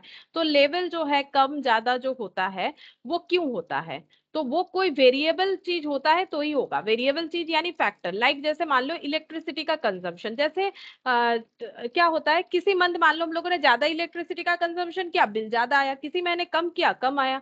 या फिर हो सकता है जैसे ठंडे के मौसम में क्या होता है, नॉर्मली जो पंखा वगैरह का, फैन वगैरह का, एसी अगर कोई यूज करते हो तो एसी वगैरह का यूज कम होता है तो बिल ऑटोमेटिकली कम आता है। ठीक है, तो ये क्या हो गया, यूज के ऊपर हो रहा है। तो यहाँ पर कॉस्ट ड्राइवर क्या हो गया, हम लोग कितना यूनिट इलेक्ट्रिसिटी यूज कर रहे हैं, तो कॉस्ट ड्राइवर क्या हो गया, एक फैक्टर हो गया, variable factor which effect level of cost. Cost ज्यादा हो रहा है कि कम हो रहा है, इलेक्ट्रिसिटी कंजम्पशन हम लोग का कितना ज्यादा हो रहा है, इलेक्ट्रिसिटी हम लोगों का क्या है, एक खर्चा है। ठीक है, अगर हमें इलेक्ट्रिसिटी खर्चा नहीं पे करेंगे तो उसका यूटिलाइजेशन हमें नहीं मिलेगा, हम लोग नहीं यूज कर पाएंगे। ठीक है, तो पे ऑफ करना पड़ता है। तो लेवल जो है कॉस्ट का कभी कम हो जाता है, कभी ज्यादा हो जाता है। तो ये इलेक्ट्रिसिटी का यूनिट है जो इस कॉस्ट को ड्राइव कर रहा है। Generally it is an activity which is responsible for cost incurrence. ठीक है, ये एक एक्टिविटी है जो कि कॉस्ट इनकरेंस को, मतलब ये एक ऐसा एक्टिविटी है जो कि कॉस्ट को इनकट करता है, रेस्पॉन्सिबल फॉर कॉस्ट इनकरेंस। ठीक है, कॉस्ट ज्यादा या कम क्यों हो रहा है, इसके वजह से हो रहा है, इस फैक्टर के वजह से, हम लोग कितना यूज कर रहे हैं। मान लो हम लोग छोटे घर पे रेंट पे है तो उसका कॉस्ट अलग होगा, थोड़ा बड़ा घर ले लिए तो स्क्वायर फुट, यहाँ पर ड्राइव क्या हो रहा है, थ्रू स्क्वायर फुट हो रहा है। तो स्क्वायर फुट ज्यादा होगा तो ज्यादा देना पड़ेगा, स्क्वायर फीट कम होगा तो कम देना पड़ेगा। ठीक है, तो ये हो गया हम लोगों का कॉस्ट ड्राइवर। नेक्स्ट हम लोग पढ़ेंगे कॉस्ट कंट्रोल।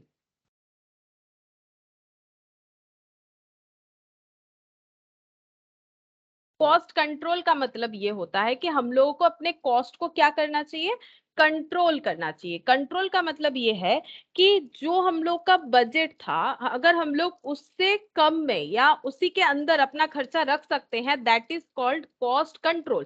ठीक है, मान लो कोई एक प्रोडक्ट बनाने के लिए हमारा 10 रुपये का मेटेरियल लगता है, 10 रुपीज पर यूनिट का मेटेरियल लगता है। ठीक है, कोई एक प्रोडक्ट बनाने के लिए, तो ये कॉस्ट हम लोग का कोशिश ये रहेगा कि ये कॉस्ट ज्यादा ना हो। ठीक है, इस कॉस्ट को हम लोग कंट्रोल करें, मतलब यहीं पर हो, इससे ज्यादा तो एटलीस्ट ना हो, कम हो चलेगा, उसको बोलते हैं रिडक्शन। ठीक है, कंट्रोल का मतलब खर्चा जो है उतना रहे, उससे ज्यादा ना हो, इसको हम लोग बोलेंगे कॉस्ट को कंट्रोल करना, ठीक है। जैसे मान लो तुम लोग कुछ खरीदने गए बजट बना के, ठीक है, कुछ भी, जैसे मान लो एक लैपटॉप खरीदने गए बजट बना के, ठीक है, तो तुम लोगों ने सोचा था एक 50,000 का लैपटॉप खरीदोगे, ठीक है, लेकिन 50,000 का लैपटॉप का एक बजट बना के गए थे, तो अब 50,000 के अंदर ही खरीदना चाहते हो, उससे ज्यादा नहीं जाना चाहते हो। इसका मतलब तुम लोग अपने कॉस्ट को क्या कर रहे हो, कंट्रोल कर रहे हो, ठीक है। तो ये हो जाता है कॉस्ट कंट्रोल। तो यहाँ पर लिखते हैं it is a process to ensure that appropriation action, sorry, appropriate is taken if cost exceed estimated or actions to be taken if costs are expected to exceed the expected level। तो देखो मैंने क्या लिखा, ये एक ऐसा process है, it is a process, ठीक है। कॉस्ट कंट्रोलिंग क्या एक प्रोसेस है to ensure that appropriate action is taken if cost exceed estimated, ठीक है। जैसे हम लोगों ने सोचा था 50,000 का ही लैपटॉप लेंगे, तो हमें दिमाग में वो लेके चलना है, मतलब हमें अगर अपना कॉस्ट कंट्रोल करना है तो हम लोग 50,000 से आगे नहीं जा सकते। अगर ऐसा होता है तो हमें नेसेसरी एक्शन लेना पड़ेगा। मतलब मान लो अगर 50,000 से ज्यादा का हमें नहीं मिल रहा, सॉरी, कम का लैपटॉप अगर हमें, मतलब 50,000 से ज्यादा वाला लैपटॉप हमें खरीदना नहीं है, ठीक है। हमें क्या करना है, हमें नेसेसरी एक्शन लेना पड़ेगा कि क्या करें कि हमारा बजट 50,000 से आगे ना जाए, ठीक है। एप्रोप्रिएट एक्शन लेना पड़ेगा if cost exceed estimated or actions to be taken if cost are expected to exceed the expected level। अगर ऐसा लग रहा है कि कॉस्ट बढ़ सकता है तो उस पर हमें क्या करना चाहिए। मान लो जहां पर हम लोग पहले खरीद रहे हैं वहां सिर्फ 50,000 से ज्यादा का ही दिखा रहा है, तो हम लोग दूसरे जगह पे जाके चेक करेंगे, ठीक है। अगर हमें अपना कॉस्ट कंट्रोल करना है तो हमें जो भी नेसेसरी एक्शन लेना चाहिए वो हम लोग लेंगे, ठीक है, लेंगे। या फिर हम लोग क्या करेंगे, मान लो अगर 50,000 का नहीं दिखा रहा है, उससे ज्यादा दिखा रहा है या कम, तो हम लोग कम वाला ले सकते हैं। 50,000 के आसपास नहीं दिखा रहा है, बोल रहा है कि या तो 20-30 वाला ले लो या तो 1,00,000-2,00,000 वाला ले लो फॉर एग्जाम्पल, तो हम लोग 20-30 वाले में शिफ्ट हो सकते हैं। तो हमें अपना कॉस्ट को कंट्रोल करने के लिए क्या करना पड़ेगा, नेसेसरी एक्शन लेना पड़ेगा, ताकि हम लोग का जो एस्टिमेटेड जो कॉस्ट है वो एक्सीड ना कर जाए, ठीक है। इसे हम लोग बोलते हैं कॉस्ट कंट्रोल। और दूसरा होता है कॉस्ट रिडक्शन। यही तो मेन होता है, कॉस्टिंग करने का दो ही रीजन होता है मेनली, कॉस्ट को कंट्रोल करना, मतलब और भी बहुत सारा रीजन होता है, ये दो रीजन भी बहुत इंपॉर्टेंट होता है, कॉस्ट को कंट्रोल करना और कॉस्ट को रिडक्शन करना। लेकिन हाँ देखो, अगर हम लोग मैन्युफैक्चर कर रहे हैं या फिर कुछ भी प्रोडक्ट बेच रहे हैं या सर्विस बेच रहे हैं, कॉस्ट कंट्रोल करने का ये मतलब नहीं होता है कि हम लोग अपने प्रोडक्ट को खराब बना दे, ठीक है। जैसे मान लो मेटेरियल खरीदना चाहते हैं हम लोग, 10 रुपए में ही मेटेरियल खरीदना चाहते हैं, उससे तो इसका मतलब ये नहीं कि हम लोग इतना सस्ते का मटेरियल खरीद लिए जो कि हमारा प्रोडक्ट का गुडविल जो भी बना था मार्केट में वो खराब हो गया। ऐसा नहीं होना चाहिए। कॉस्ट कंट्रोल का मतलब ये नहीं कि हम लोग कुछ भी प्रोडक्ट यूज कर ले, ऐसा नहीं चलता है, ठीक है। हमें सही चीज यूज करना पड़ेगा, हम लोग का कॉस्ट भी कंट्रोल हो और हमें क्वालिटी भी मिले, ये भी देखना पड़ेगा। क्वालिटी को कॉम्प्रोमाइज नहीं कर सकते, इससे हमारे प्रोडक्ट पे सर्विस पे असर आ सकता है, ठीक है। कॉस्ट रिडक्शन, कॉस्ट रिडक्शन का मतलब क्या हो जाएगा, देखो, it may be defined as the achievement of real and permanent reduction in the unit cost of goods manufactured or services rendered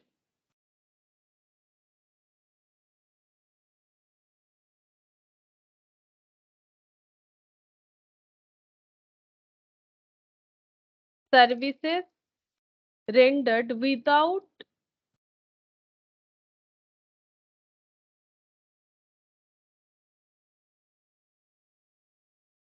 compromising quality of product,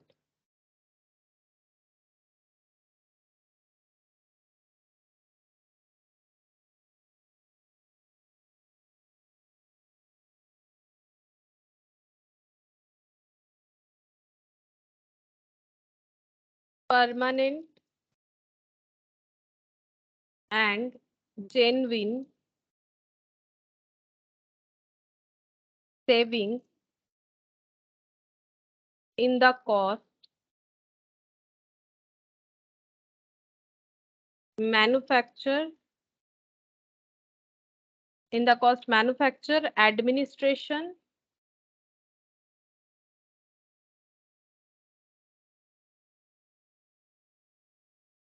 distribution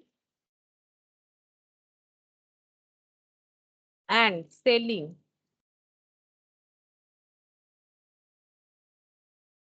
brought about by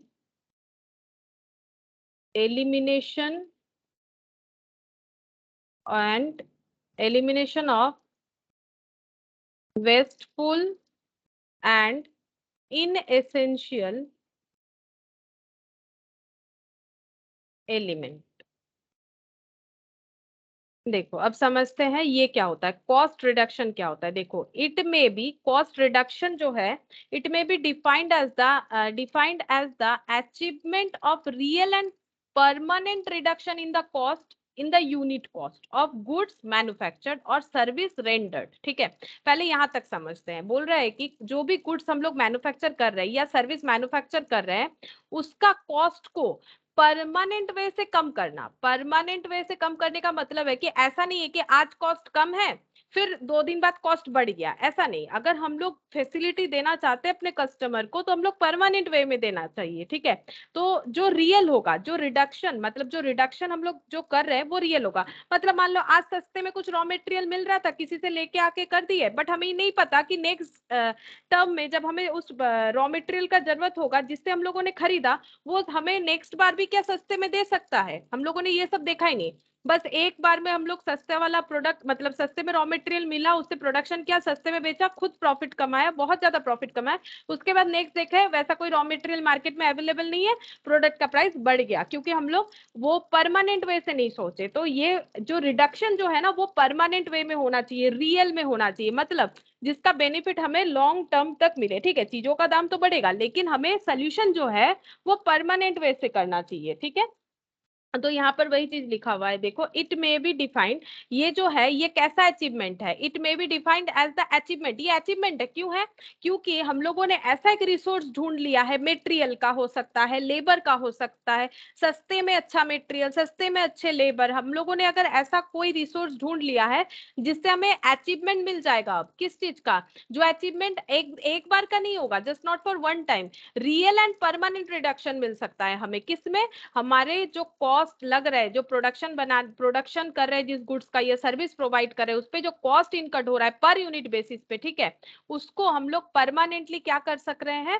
reduce कर सकते हैं, real में reduce कर सकते हैं without compromising the quality. और इसके लिए हमें कोई क्वालिटी कॉम्प्रोमाइज करने का जरूरत नहीं पड़ रहा है। अगर ऐसा पॉसिबिलिटी होता है then it is called cost reduction. ठीक है, अब यहाँ पर क्या लिखा है देखो, permanent and genuine savings in the cost manufacture administration distribution and selling brought about by elimination of wasteful and inessential element. तो परमानेंट एंड जेन्युइन सेविंग्स जो होता है, परमानेंटली जेन्युइनली अगर हम लोग अपने कॉस्ट को रिड्यूस करना चाहते हैं मैन्युफैक्चरिंग सेक्टर में, एडमिनिस्ट्रेशन सेक्टर में, सेलिंग डिस्ट्रीब्यूशन सेक्टर में, तो हमें क्या करना पड़ेगा? हमें वेस्टेज अगर ज्यादा हो रहा है मेटेरियल का या फिर किसी और चीजों का, वो हमें ध्यान में रखना पड़ेगा, हमें एलिमिनेशन करना पड़ेगा वेस्ट का। ठीक है, ज्यादा हमारा, जैसे मान लो इतना जल्दी जल्दी लेबर लोग काम कर रहा है लेकिन वो वेस्ट का ध्यान ही नहीं दे रहा है, रॉ मटेरियल जितना नहीं वेस्ट होना चाहिए उससे ज्यादा हो रहा है, तो इस वजह से कॉस्ट बढ़ जा रहा है, हो सकता है। तो हमें उस चीजों का भी ध्यान देना चाहिए। ठीक है, तो तब हम लोग कॉस्ट रिड्यूस कर सकते हैं। या फिर कुछ इन एसेंशियल एलिमेंट इनकर्ड है हमारे बिजनेस में, हमारे प्रोडक्शन सेंटर में, सर्विस सेंटर में, जो भी हो, तो उसका हमें ध्यान रखना चाहिए। अगर कुछ इन एसेंशियल एलिमेंट्स है तो वो हमें डिस्कार्ड कर देना चाहिए जो हमारे कॉस्ट को बढ़ा रहे हैं, ठीक है। तो that is called cost reduction, ठीक है। और कॉस्ट कंट्रोल और रिडक्शन में मेन फर्क क्या हो गया? कंट्रोल का मतलब है हम लोग नहीं चाहते कि हमारा बजट इससे ज्यादा बढ़े, ठीक है, बजट इससे ज्यादा ना बढ़े, ये होता है कॉस्ट कंट्रोल। अगर रॉ मटेरियल 10 में खरीद रहे 10 हो, 10 से 11 ना हो, इसका कोशिश को बोला जाता है कॉस्ट को कंट्रोल करना। और कॉस्ट को रिड्यूस करने का मतलब है 10 में तो खरीद ही रहे हैं, लेकिन क्या हमें ये चीज 8 या 9 में नहीं मिल सकता है अच्छा वाला, जिसको यूज करके हमारा क्वालिटी भी कॉम्प्रोमाइज ना हो और हम लोग सस्ते में लोगों को अच्छा प्रोडक्ट भी दे सके, हमें प्रॉफिट भी अच्छा मिले, ठीक है। That is called cost reduction. Cost control मतलब अपना लेवल को रखना, कॉस्ट रिडक्शन मतलब जो है जितना चल रहा है उसको सही तरीके से कम करने का कोशिश विदाउट कॉम्प्रोमाइजिंग द क्वालिटी, ठीक है। ये हो गया कॉस्ट रिडक्शन, ठीक है। अच्छा, अब हम लोग क्या पढ़ेंगे? कॉस्ट रिडक्शन के बाद क्या पढ़ना चाहिए? कॉस्ट रिडक्शन के बाद हम लोग पढ़ लेते हैं, चलो, कॉस्ट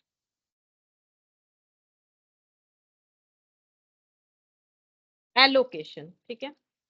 ये भी हम लोग ओवरहेड में पढ़ चुके हैं, लेकिन ये सब टर्म है, ठीक है, ये ओवरव्यू ऑफ पूरा कॉस्ट है, ठीक है। तो यहाँ पर हम लोग सारा टर्म ही पढ़ेंगे।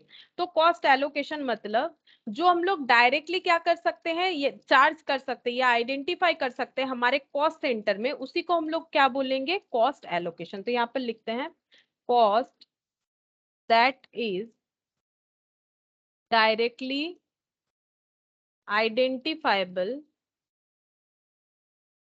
और chargeable to a specific cost centre. अब कॉस्ट सेंटर आई होप कि याद हो गया है तुम लोग को। कॉस्ट सेंटर मतलब जिसका कॉस्ट कैलकुलेट करे, पर्सनल हो सकता है, इम्पर्सनल हो सकता है, ठीक है। इम्पर्सनल में इक्विपमेंट लोकेशन हो सकता है, तो कोई एक पर्टिकुलर लोकेशन का, पर्सन का, या फिर अगर इक्विपमेंट का हम लोग कॉस्ट कैलकुलेट कर रहे हैं, ठीक है, जिस कॉस्ट को हम लोग डायरेक्टली आइडेंटिफाई कर सकते हैं उस पर्टिकुलर कॉस्ट सेंटर में, या फिर डायरेक्टली चार्ज कर सकते हैं, ठीक है। a specific cost center is यहाँ पर is charged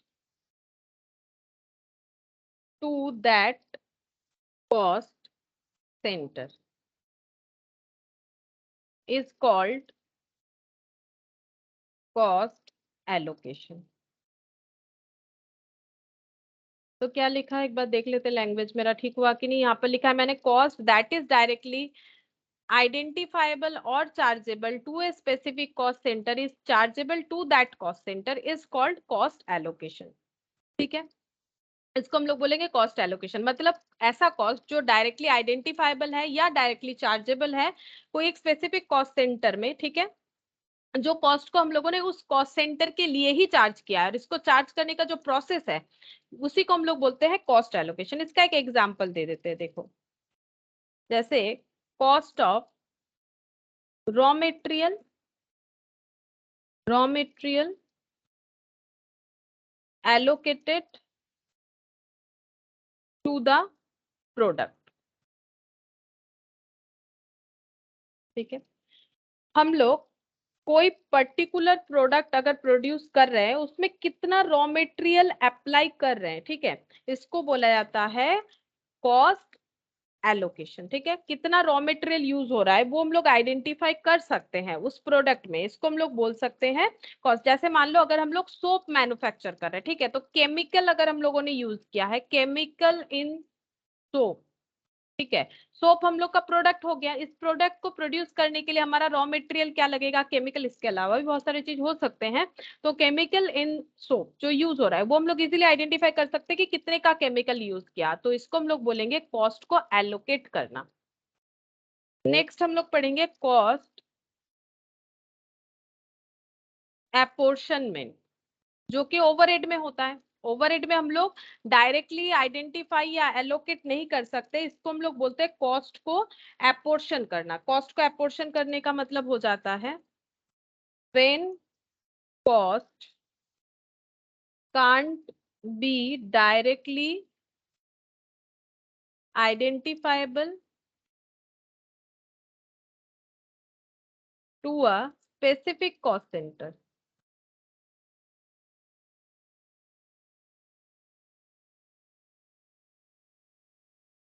then such cost is charges to different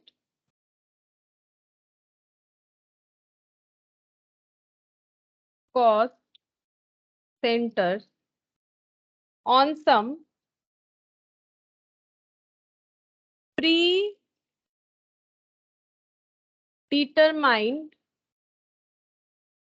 basis. This process is called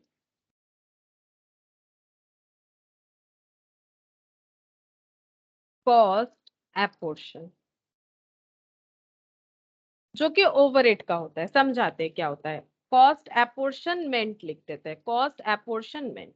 ठीक है, अगर कॉस्ट को हम लोग डायरेक्टली आइडेंटिफाई नहीं कर सक रहा है किसी एक स्पेसिफिक कॉस्ट सेंटर के लिए, तो उस कॉस्ट को हम लोग क्या करते हैं, अलग अलग कॉस्ट सेंटर में क्या करते हैं, कुछ प्री डिटरमाइंड बेसिस पे एलोकेट कर देते हैं। ठीक है, तो इसको हम लोग बोलते हैं कॉस्ट एपोर्शनमेंट। जैसे मान लो कि कोई एक फैक्ट्री का रेंट है, ठीक है, वो एक फैक्ट्री में डिफरेंट डिफरेंट डिवीजन है। जैसे मान लो एक फैक्ट्री के अंदर ही सोप भी बन रहा है, ठीक है, वहां पर मान लो सोप बन रहा है, इसके साथ जैसे और भी कुछ बन सकता है, सोप भी मैन्युफैक्चर कर रही है, उसके साथ मान लो कुछ केमिकल वगैरह अलग से भी मैन्युफैक्चर कर रही है। ठीक है, तो फैक्ट्री एक ही है लेकिन उसमें अलग अलग डिवीजन में काम हो रहा है। ठीक है, तो फैक्ट्री का जो रेंट है वो तो एक ही साथ हम लोग दे रहे हैं, लेकिन कौन से डिवीजन के लिए कितना है उसके लिए हमें क्या करना पड़ रहा है, हम लोग उसको क्या करें, प्री डिटरमाइंड बेसिस से एलोकेट करें। जैसे नॉर्मली फैक्ट्री का रेंट जो है वो स्क्वायर जो है एरिया यूज के हिसाब से हो सकता है, स्क्वायर फीट के हिसाब से हो सकता है। ठीक है,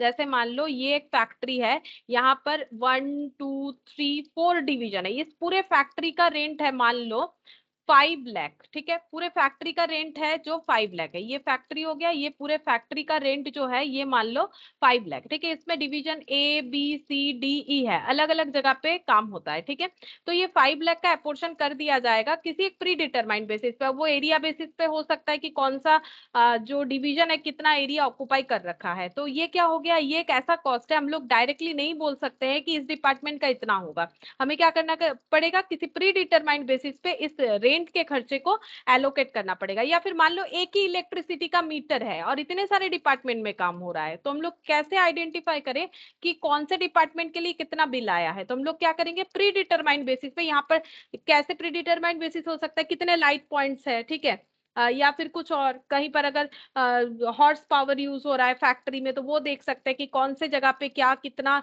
जो है इलेक्ट्रिसिटी का कंजम्पशन हो रहा है। ठीक है, उस हिसाब से हम लोग उस खर्चे को बांट सकते हैं, बांटना होता है, अपोर्शनमेंट का मतलब होता है बांटना। ठीक है, तो यहाँ पर लिख देते हैं फैक्ट्री रेंट इज अपोर्शन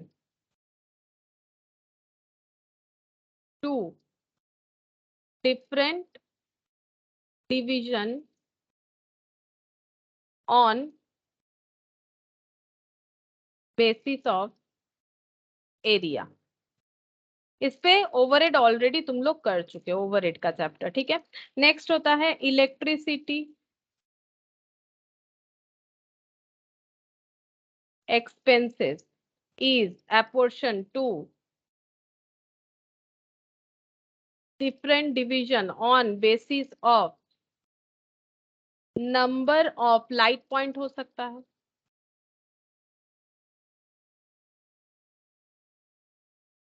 ये हो गया। नेक्स्ट हम लोग पढ़ेंगे cost absorption.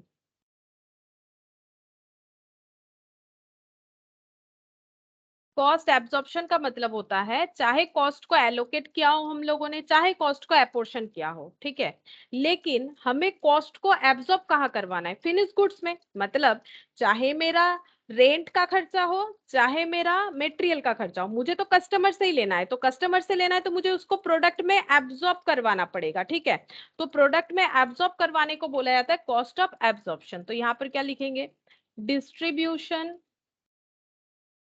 Of indirect cost to the final product। Basically indirect के लिए होता है, ठीक है, final product is called cost absorption.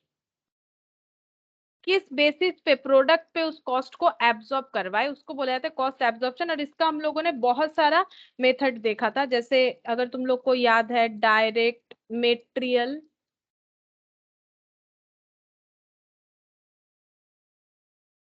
Percentage of direct material cost, ठीक है, परसेंटेज ऑफ लेबर कॉस्ट, ठीक है, percentage of prime cost, direct labour hour rate, और भी था, डायरेक्ट लेबर आवर रेट था, मशीन आवर रेट, मशीन के हिसाब से,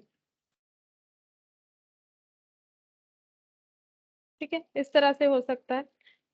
तो अब इसका बेसिस हम लोग ये सब डिटेल्स ओवरहेड में किए थे कि अगर हम लोग जैसे मान लो अगर इनडायरेक्ट मटेरियल, जैसे मैंने ये फैक्ट्री वाला बोल दिया, ठीक है, तो फैक्ट्री का किस तरह से हम लोग उसको एब्जॉर्ब करवा सकते हैं, इलेक्ट्रिसिटी का खर्चा किस तरह से एब्जॉर्ब करवा सकते हैं। देखो अगर मेटेरियल रिलेटेड काम है, जैसे इनडायरेक्ट मटेरियल का जो खर्चा होता है उसे परसेंटेज ऑफ डायरेक्ट मटेरियल के तरीके से ही डिस्ट्रीब्यूट किया जाता है, ठीक है, जितना डायरेक्ट मटेरियल का परसेंटेज जिस प्रोडक्ट में जैसा लगा है, जिस कॉस्ट सेंटर में जैसा लगा, उसी तरह से हम लोग इनडायरेक्ट मटेरियल को उसी बेसिस पे अपोर्शन कर देंगे, ठीक है। जैसे ये तो प्रोसेस हो गया, ये सब क्या हो गया, मेथड, ये जो मैंने लिखा ये हो गया मेथड। अब इस मेथड का एक एप्लीकेशन देखो, मतलब एक एग्जांपल के साथ एप्लीकेशन देखो। एग्जांपल क्या हो सकता है, मान low cost of indirect material है। इनडायरेक्ट मटेरियल का मतलब होता है जो डायरेक्टली फिनिश गुड्स में हमें नहीं दिखेगा। जैसे सपोज इनडायरेक्ट मटेरियल का मतलब, जैसे मान लो कि कोई प्रोडक्ट मशीन में बन रहा है, उस मशीन को स्मूथली रन करवाने के लिए जो ऑयल, लुब्रिकेटिंग ऑयल वगैरह का यूज किया जाता है, ठीक है, वो हो गया इनडायरेक्ट मटेरियल। तो उसका जो कॉस्ट है उसको हम लोग कैसे चार्ज करेंगे, तो उसको हम लोग चार्ज करने के लिए इसमें से कोई एक मेथड चूज करेंगे। जैसे इनडायरेक्ट मटेरियल को normally percentage of direct material cost पे ही अपोर्शन किया जाता है। Cost of indirect material may be charge, ठीक है, may be charge on direct material cost on percentage of direct material cost, यहाँ पर लिख देते हैं on percentage of direct material cost, ठीक है, ये हो गया। अच्छा, और एक कॉस्ट होता है, देखो नेक्स्ट हम लोग पढ़ेंगे कन्वर्जन कॉस्ट।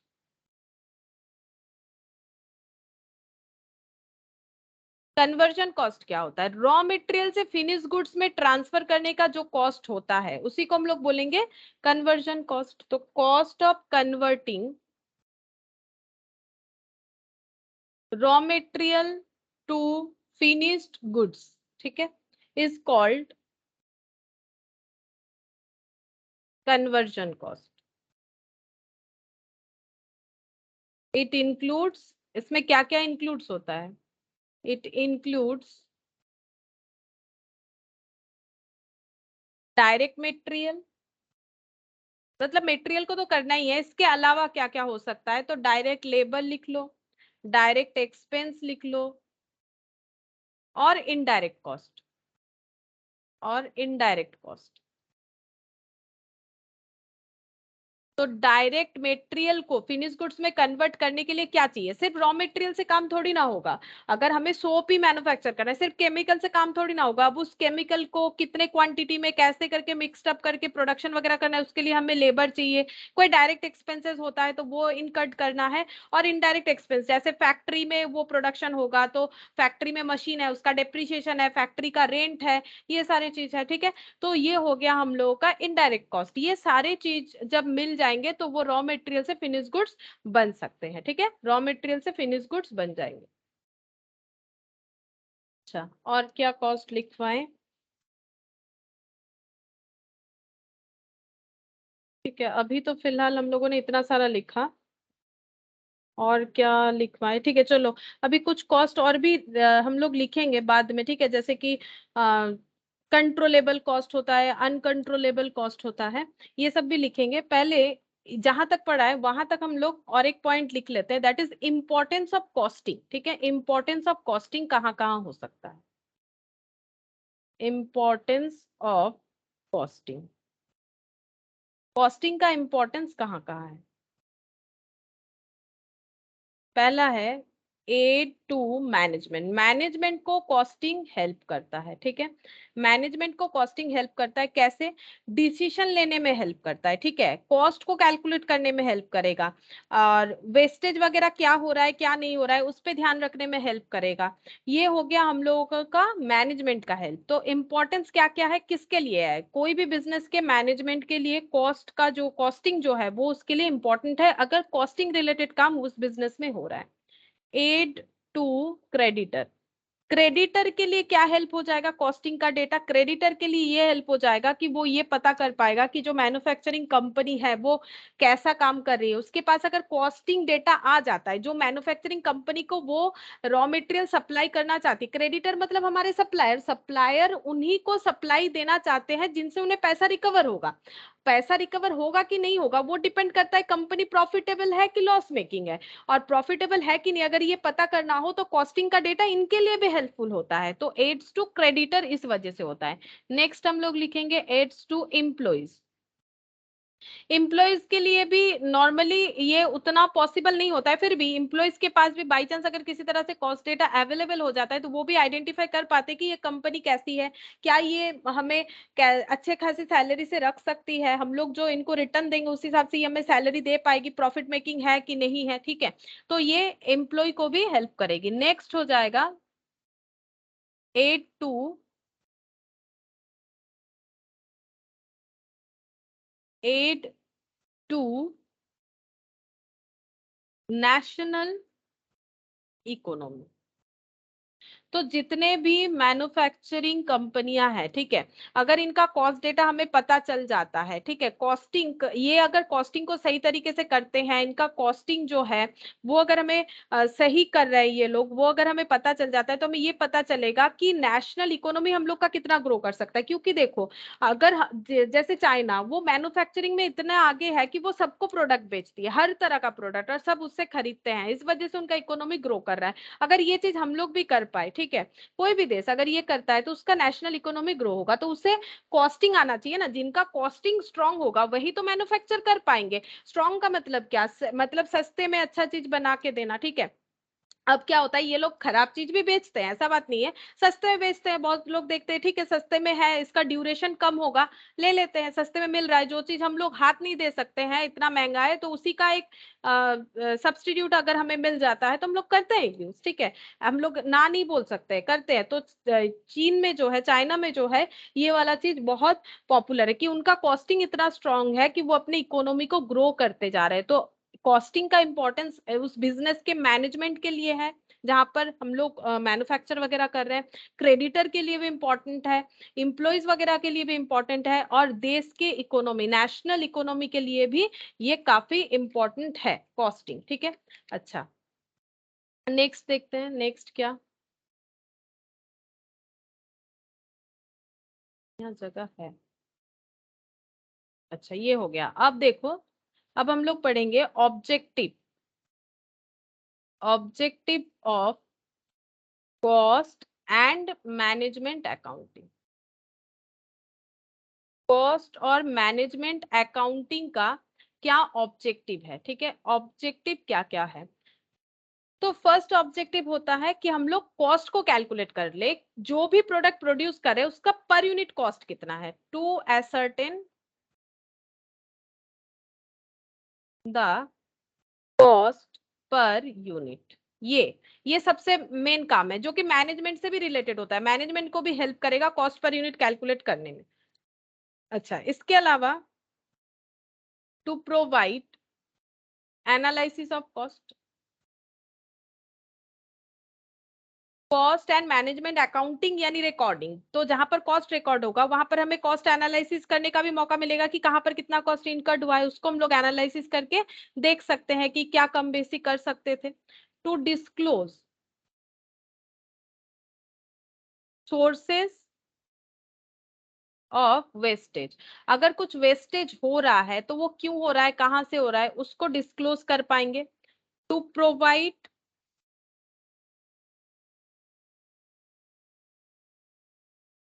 रिक्विजिट डेटा, जो भी डेटा रिक्वायर्ड है वो प्रोवाइड कर सकते हैं। रिकॉर्डिंग जहां पर किया है हम लोगों ने कॉस्ट का, वहां से किसी भी डेटा का जरूरत हो हम लोग वो प्रोवाइड कर सकते हैं। जैसे कि कितने में रॉ मटेरियल पहले खरीदा था, अभी कितना प्राइस है, या फिर लेबर को पिछले साल कितना खर्चा दिया था हम लोगों ने, कोई भी इंपॉर्टेंट डेटा वो हम लोग क्या कर सकते हैं, प्रोवाइड कर सकते हैं। ठीक है, इसके अलावा टू एसर्टेन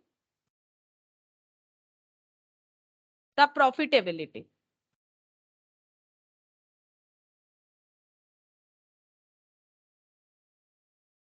प्रॉफिटेबिलिटी यानी कितना प्रॉफिट हुआ है वो हम लोग आइडेंटिफाई कर सकते हैं। टू एक्सरसाइज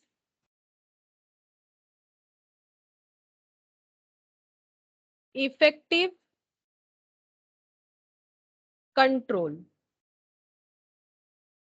हम लोग क्या कर सकते हैं, देखो हम लोग प्रॉफिटेबिलिटी कैलकुलेट कर सकते हैं, असर्टेन करने का मतलब हो गया। नेक्स्ट मैंने लिखा है 6 नंबर पे, एक्सरसाइज कर सकते हैं इफेक्टिव कंट्रोल। ठीक है, हम लोग कंट्रोल कर सकते हैं कॉस्ट को। अगर हमें कॉस्ट का रिकॉर्डिंग पता होता है कि कितना कॉस्ट था, तो कॉस्ट को हम लोग कंट्रोल करेंगे कि पिछले बार इतना हुआ था, हम लोग चाहेंगे कि इस बार भी इतने ही खर्चे में काम हो। ठीक है, नेक्स्ट हो जाएगा to reveal sources of economy.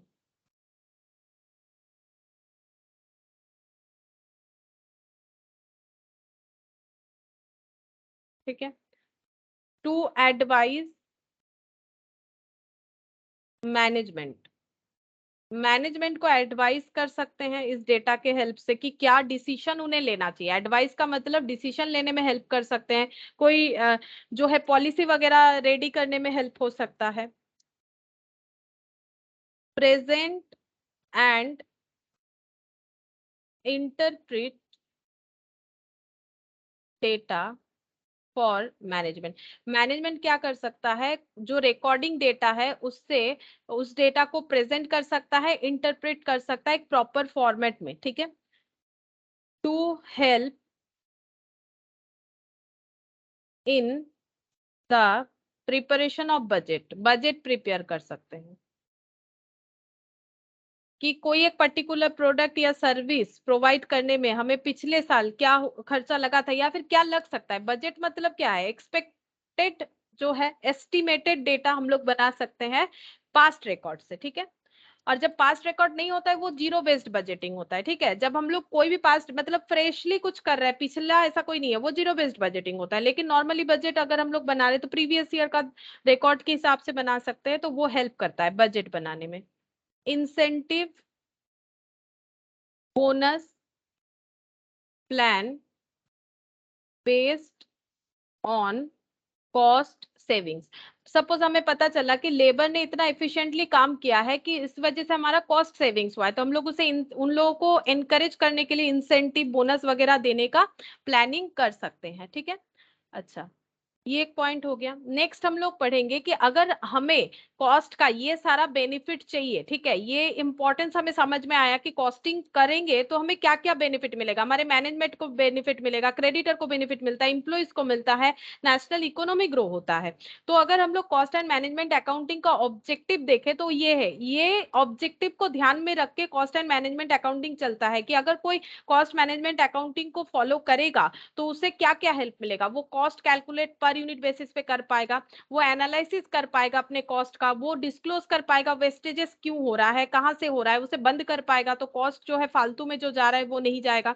अच्छा, जो भी रिक्वायर्ड डेटा होगा उसे वो जब भी जरूरत हो वो प्रोवाइड कर पाएगा अपने मैनेजमेंट को या जिनको भी रिक्वायरमेंट है। प्रॉफिटेबिलिटी असर्टेन कर पाएगा। ठीक है, और एक्सरसाइज कर पाएगा कॉस्ट कंट्रोल, एक्सरसाइज कर पाएगा कंट्रोलिंग को, कॉस्ट के कंट्रोलिंग को एक्सरसाइज कर पाएगा, इकोनॉमिक के सोर्सेस को रिवील कर पाएगा। ठीक है, मैनेजमेंट को एडवाइस दे पाएगा रिगार्डिंग पॉलिसीज हो गया, कुछ और हो गया। ठीक है, प्रेजेंट कर पाएगा या इंटरप्रेट कर पाएगा, कलेक्ट डेटा जो मिल रहा है रिकॉर्डेड डेटा को उसको कलेक्ट करके प्रेजेंट करके, ठीक है, उसे इंटरप्रेट करके रिपोर्ट बना पाएगा। ठीक है, और जो है बजट बना पाएंगे हम लोग, इंसेंटिव बोनस प्लान ये सब हम लोग कर पाएंगे। लेकिन अगर किसी मतलब किसी एक मैन्युफैक्चरिंग यूनिट हो या फिर सर्विस प्रोवाइडर हो, अगर कोई अपने फर्म में अपने बिजनेस में अगर कॉस्ट अकाउंटिंग सिस्टम को इंस्टॉल करना चाहता है तो उसे क्या क्या चीज ध्यान में रख के इंस्टॉल करना चाहिए। अगर कोई चाहता है कि हम ये जो प्रोसेस है उसे फॉलो करेंगे, कॉस्ट अकाउंटिंग सिस्टम को फॉलो करेंगे, तो उसे इंस्टॉल मतलब उसे अपने बिजनेस में उसे अप्लाई करना पड़ेगा। तो अप्लाई करने के पहले किस चीजों का ध्यान रखा जाता है, तो देखो factors to be considered before installation of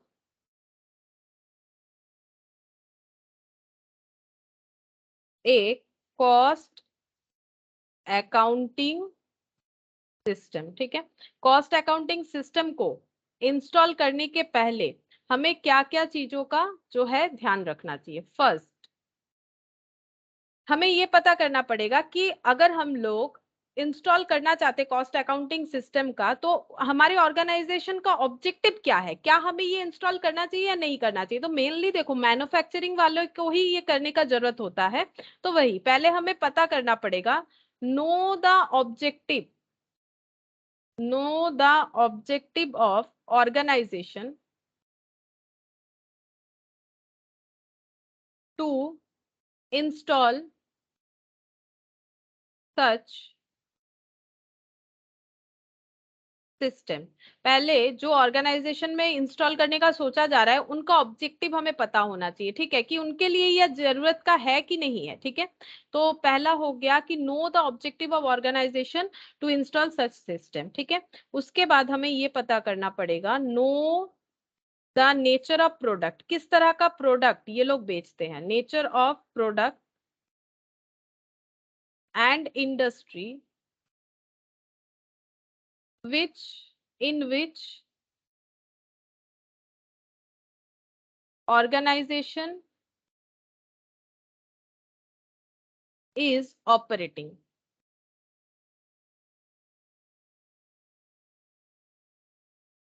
ये क्या लिखा, देखो ये मैंने लिखा है, नेक्स्ट लिखा है know the nature of product and industry, किस तरह का इंडस्ट्री है, कैसा प्रोडक्ट बेचती है, जहां पर हम लोग कॉस्टिंग सिस्टम एलोकेट करना चाहते हैं। तो पहले ये सब हमें देखना चाहिए, कैसा ऑर्गेनाइजेशन है, किस टाइप का है, इस ऑर्गेनाइजेशन का ऑब्जेक्टिव क्या है, नेचर क्या है, कैसा प्रोडक्ट बेचती है, क्या इंडस्ट्री में काम कर रही है। ठीक है, उसके बाद know the organisation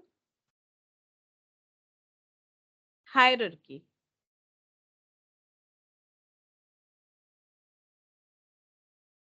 and their needs of information।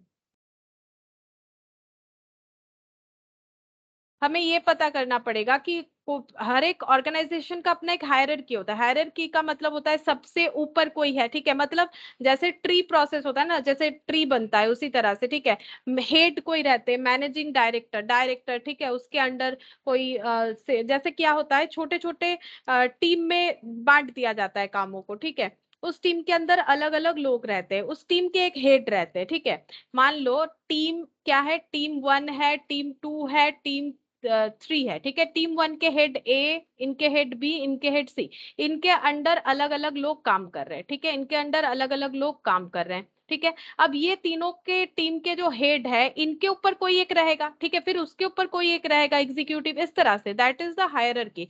तो कॉस्ट अकाउंटिंग सिस्टम हम लोग इंस्टॉल तो करेंगे, लेकिन हमें ये भी तो पता होना चाहिए कि हम लोगों का जो ऑर्गेनाइजेशन है उसे मतलब कॉस्ट अकाउंटिंग सिस्टम को प्रॉपर अप्लाई करने के लिए हमें अपने ऑर्गेनाइजेशन का हायरार्की भी पता होना चाहिए कि किसको कौन सा इंफॉर्मेशन देना है। क्या सभी को सारा इंफॉर्मेशन देना है, टीम लीडर को भी जो इंफॉर्मेशन देंगे, उनके ऊपर जो है उन्हें भी, मैनेजिंग डायरेक्टर को भी वही इंफॉर्मेशन देंगे, किसको क्या इंफॉर्मेशन देना है उसका नॉलेज हमारे पास होना चाहिए। तो ऑर्गेनाइजेशन वाइज उसका नॉलेज हमारे पास होगा, तभी हम लोग सही तरीके से यूटिलाइज कर पाएंगे कॉस्ट अकाउंटिंग सिस्टम का। फिर नो द प्रोडक्शन प्रोसेस, हमें प्रोडक्शन प्रोसेस भी पता होने चाहिए, तभी तो हम लोग उसे अप्लाई कर पाएंगे। ठीक है, नेक्स्ट हम लोग देखेंगे सिंक्रोनाइजेशन ऑफ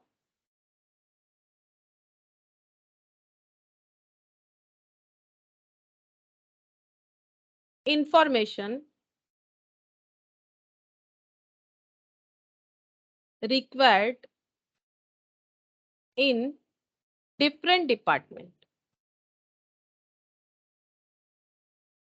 अलग अलग डिपार्टमेंट से जो भी हमें इंफॉर्मेशन मिलेगा उसे हमें सिंक्रोनाइज करना चाहिए, मतलब एक साथ जॉट डाउन करना चाहिए, ठीक है। Methods of maintenance of cost record, cost record को किस तरीके से, किस मेथड को यूज करके मेंटेन किया जा रहा है वो भी देखना पड़ेगा, ठीक है।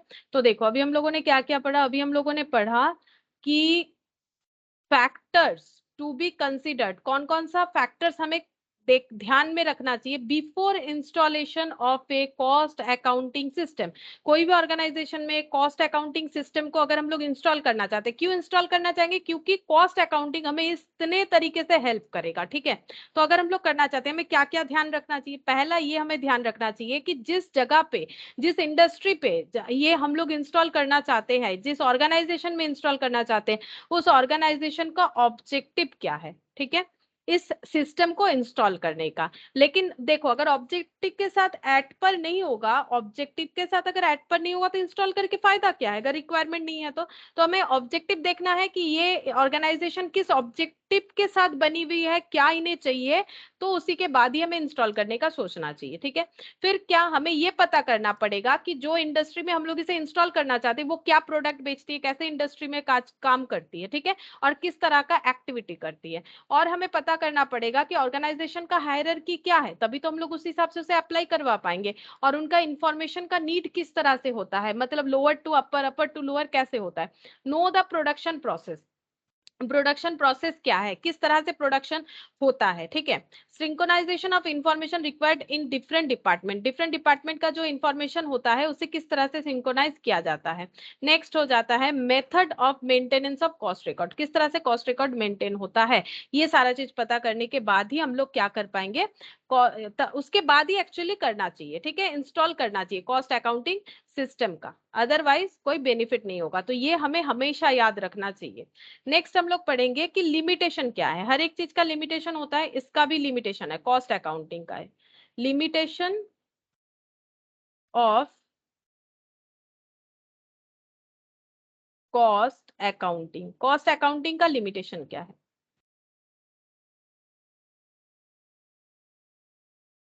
सबसे पहला एक्सपेंसिव है, ठीक है। क्यों, अलग अलग डिपार्टमेंट बना के काम करना पड़ता है, अलग से रिकॉर्डिंग वगैरह करना पड़ता है, तो ये एक्सपेंसिव है, ठीक है।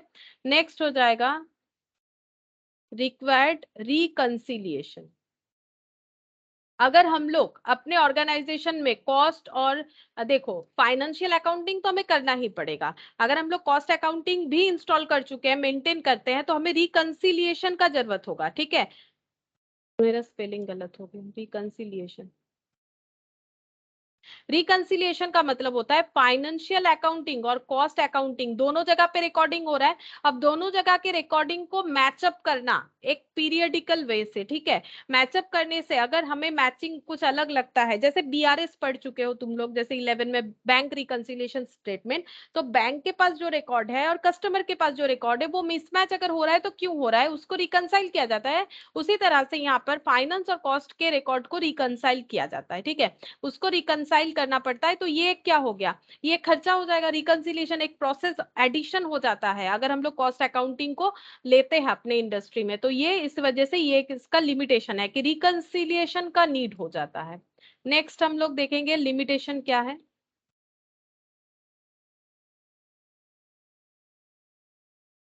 Duplication, duplication of work, duplication work लिख देते, ठीक है। मतलब हम लोग जो चीज, मान लो ऐसा कुछ चीज होता है जो कि फाइनेंस में रिकॉर्ड होता है, कॉस्ट में नहीं होता है, ऐसा कुछ आइटम होता है जो कॉस्ट में होता है, फाइनेंस में नहीं होता है, लेकिन ऐसा कुछ आइटम होता है जो दोनों जगह ही रिकॉर्ड होता है, that is duplication of work, ठीक है। तो ये एक हो जाता है। नेक्स्ट हो जाता है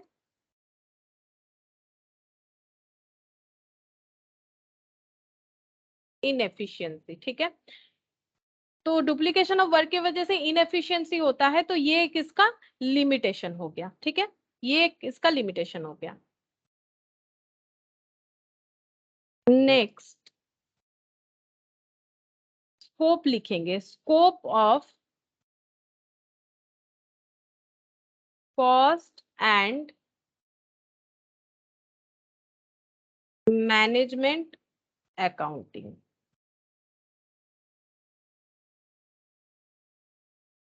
स्कोप क्या क्या है? हम लोगों ने कॉस्ट एंड मैनेजमेंट अकाउंटिंग का क्या क्या देखा, इंपॉर्टेंस देखा कि किस किस सेक्टर में हेल्प कर सकता है, कितना इंपॉर्टेंट है, कितना जरूरी है, ऑब्जेक्टिव क्या है, करने से हमें क्या क्या बेनिफिट मिलेगा, ठीक है। उसके बाद हम लोगों ने देखा कि अगर हम लोग ये प्रोसेस को लेना चाहते हैं तो हमें किसी ऑर्गेनाइजेशन में ये प्रोसेस इंस्टॉल करने के पहले क्या क्या चीज ध्यान में रखना चाहिए। इतने सारे बेनिफिट के बाद कुछ लिमिटेशंस देखा। अब हम लोग देखेंगे कि इनका स्कोप कहाँ तक जाता है, स्कोप क्या क्या है। तो पहला है cost ascertainment.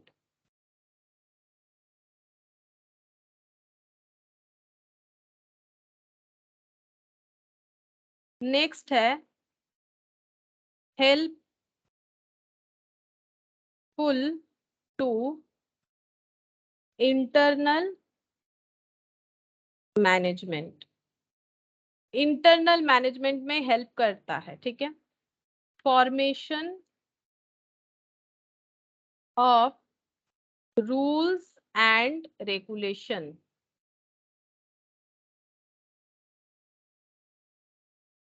Proper matching of cost with revenue. Proper matching of cost with revenue और एड्स टू मैनेजमेंट।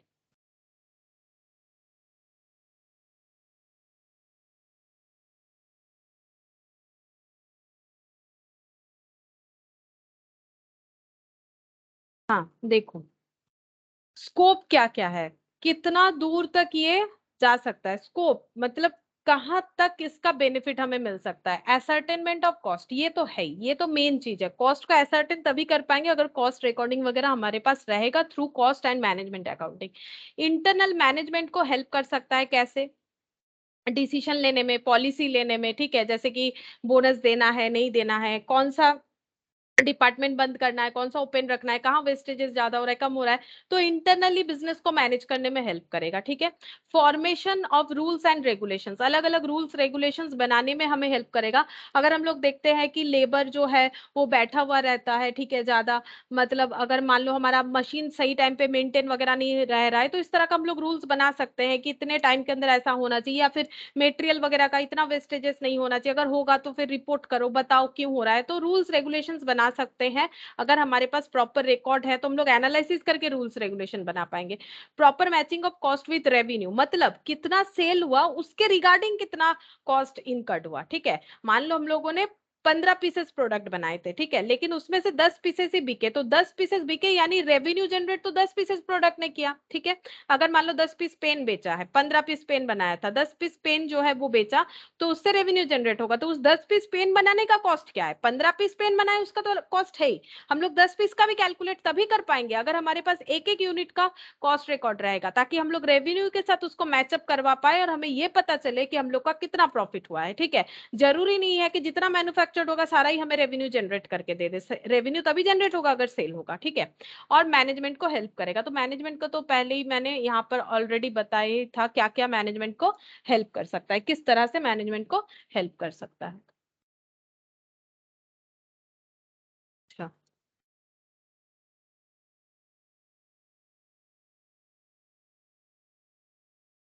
और इसमें एक सेकंड, और एक चीज लिखवाते हैं, और एक थ्योरी है, cost control versus cost reduction. ये मैंने पहले भी पॉइंट बोला है, लेकिन इसको जस्ट एक बार लिखवा देते हैं। कभी कभी क्या होता है, ये डिफरेंसेस से क्वेश्चन आ जाता है कि कॉस्ट कंट्रोल और जो रिडक्शन है उसमें डिफरेंस क्या है। तो कॉस्ट कंट्रोल, यहाँ पर पहला पॉइंट, कॉस्ट कंट्रोल जो है ये एक प्रिवेंटिव फंक्शन है, ठीक है। ये एक प्रिवेंटिव फंक्शन है, जबकि कॉस्ट रिडक्शन जो है, हम रिडक्शन को ऐसे ब्रैकेट में लिखते हैं, ठीक है। ब्रैकेट इफेक्ट में जो भी लिखेंगे वो रिडक्शन रिलेटेड होगा। ये एक प्रिवेंटिव फंक्शन है, मतलब हम लोग कॉस्ट को बढ़ने से रोक सकते हैं, प्रिवेंटिव फंक्शन। बट ये कॉस्ट रिडक्शन क्या है, ये करेक्टिव फंक्शन है। करेक्टिव फंक्शन क्यों है, क्योंकि इसे ये हमें लॉन्ग टर्म बेनिफिट देगा, परमानेंटली हमारे कॉस्ट को रिड्यूस करेगा, ठीक है। ये प्रिवेंशन है, जैसे कि मान लो कोई मेडिसिन लिया जिससे हमारा जो भी प्रॉब्लम चल रहा है, मान लो जो भी हमें प्रॉब्लम हुआ है, ठीक है, वो प्रिवेंट हो रहा है, क्योर नहीं हो रहा है, ठीक है। तो करेक्टिव अलग होता है, प्रिवेंटिव अलग होता है। तो cost controlling is a preventive function, but ये हो गया रिडक्शन जो है वो करेक्टिव फंक्शन हो गया। ये क्या होता है, efforts to achieve standard. Standard को अचीव करना है तो कॉस्ट को कंट्रोल करने का हम लोग सोचते हैं। स्टैंडर्ड मतलब हम लोगों ने स्टैंडर्ड बोल रखा है कि 10 रुपए से ज्यादा मटेरियल का कॉस्ट नहीं होना चाहिए। तो हम लोग का इम्प्लॉय का ध्यान, मतलब जो भी ये काम कर रहे हैं उनका ध्यान रहता है 10 से ज्यादा नहीं होना चाहिए, तो सारा एफर्ट जो है स्टैंडर्ड को अचीव करने में लग जाता है। लेकिन रिडक्शन के केस में क्या होता है, it is an achievement, it is an achievement. ये कोई एफर्ट नहीं है, ये एक अचीवमेंट है, ठीक है।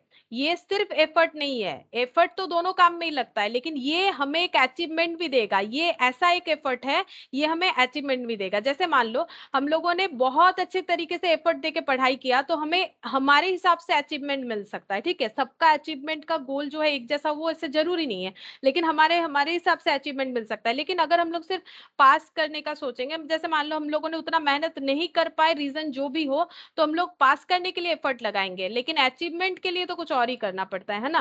तो एफर्ट टू अचीव स्टैंडर्ड, यहाँ स्टैंडर्ड को अचीव करना है। जैसे मान लो पास करने का सोच, वो मेरा स्टैंडर्ड है कि मुझे इसमें पास करना है, तो उसके लिए मुझे एफर्ट लगाना पड़ेगा। लेकिन अचीवमेंट के लिए तो एफर्ट से ज्यादा बढ़ के कुछ करना है, कुछ अलग तरीके से सोचना है। तो कॉस्ट रिडक्शन करना एक अचीवमेंट होता है, जबकि कॉस्ट को कंट्रोल करना होता है, ये कैसा अचीवमेंट है, सिर्फ स्टैंडर्ड तक पहुंचने का अचीवमेंट है, ठीक है।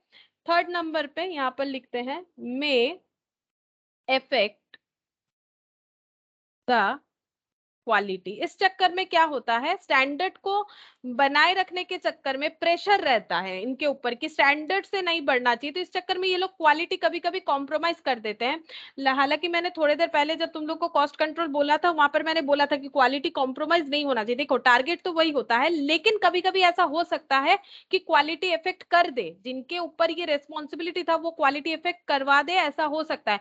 उन्होंने स्टैंडर्ड को मेंटेन करने के चक्कर में क्वालिटी को अफेक्टेड कर दिया। लेकिन ये जो काम लेते हैं ना, कॉस्ट रिडक्शन करने के लिए जो दिमाग लगाते हैं, वो कभी भी क्वालिटी को खराब नहीं करने का सोचते हैं, वो क्वालिटी को ध्यान में रख के ही सारा काम करते हैं। इनका ध्यान तो स्टैंडर्ड के ऊपर होता है सिर्फ, ठीक है।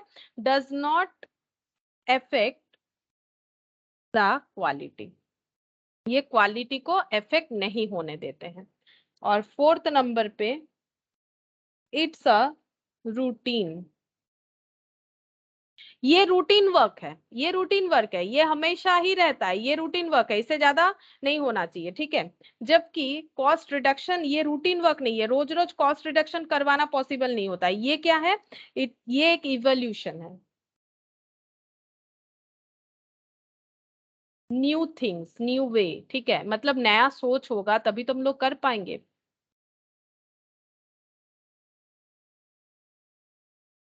एंड लास्ट फिफ्थ नंबर,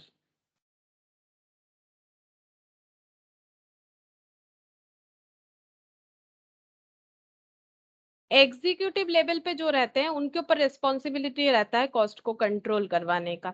लेकिन जो कॉस्ट रिडक्शन के लिए काम करते हैं वो हाई लेवल पे रहते हैं, ठीक है। हाई लेवल के जो, मतलब हायरार्की में, बिजनेस हायरार्की में, मॉडल में जो हाई लेवल पे लोग काम करते हैं, उनका रेस्पॉन्सिबिलिटी या फिर उन वो ये काम करते हैं कॉस्ट रिडक्शन करने का, ठीक है। जो एक करेक्टिव फंक्शन होता है लॉन्ग टर्म के लिए, हमें परमानेंटली हमारे कॉस्ट को रिड्यूस करने में हेल्प करेगा, परमानेंट सोल्यूशन, ठीक है। जो करते हैं वो होते हैं हाई लेवल ऑफ एम्प्लॉय, ठीक है। तो ये जो भी रिडक्शन है वो मैंने ये ब्रैकेट में लिखा है रिडक्शन वाला समझाने के लिए। तो ये हो गया डिफरेंसेस, ठीक है। फिर आज इतना ही करते हैं, ये सारा थ्योरी किया, और भी कुछ है तो ये हम लोग नेक्स्ट क्लास में करेंगे। आज इतना ही करते हैं।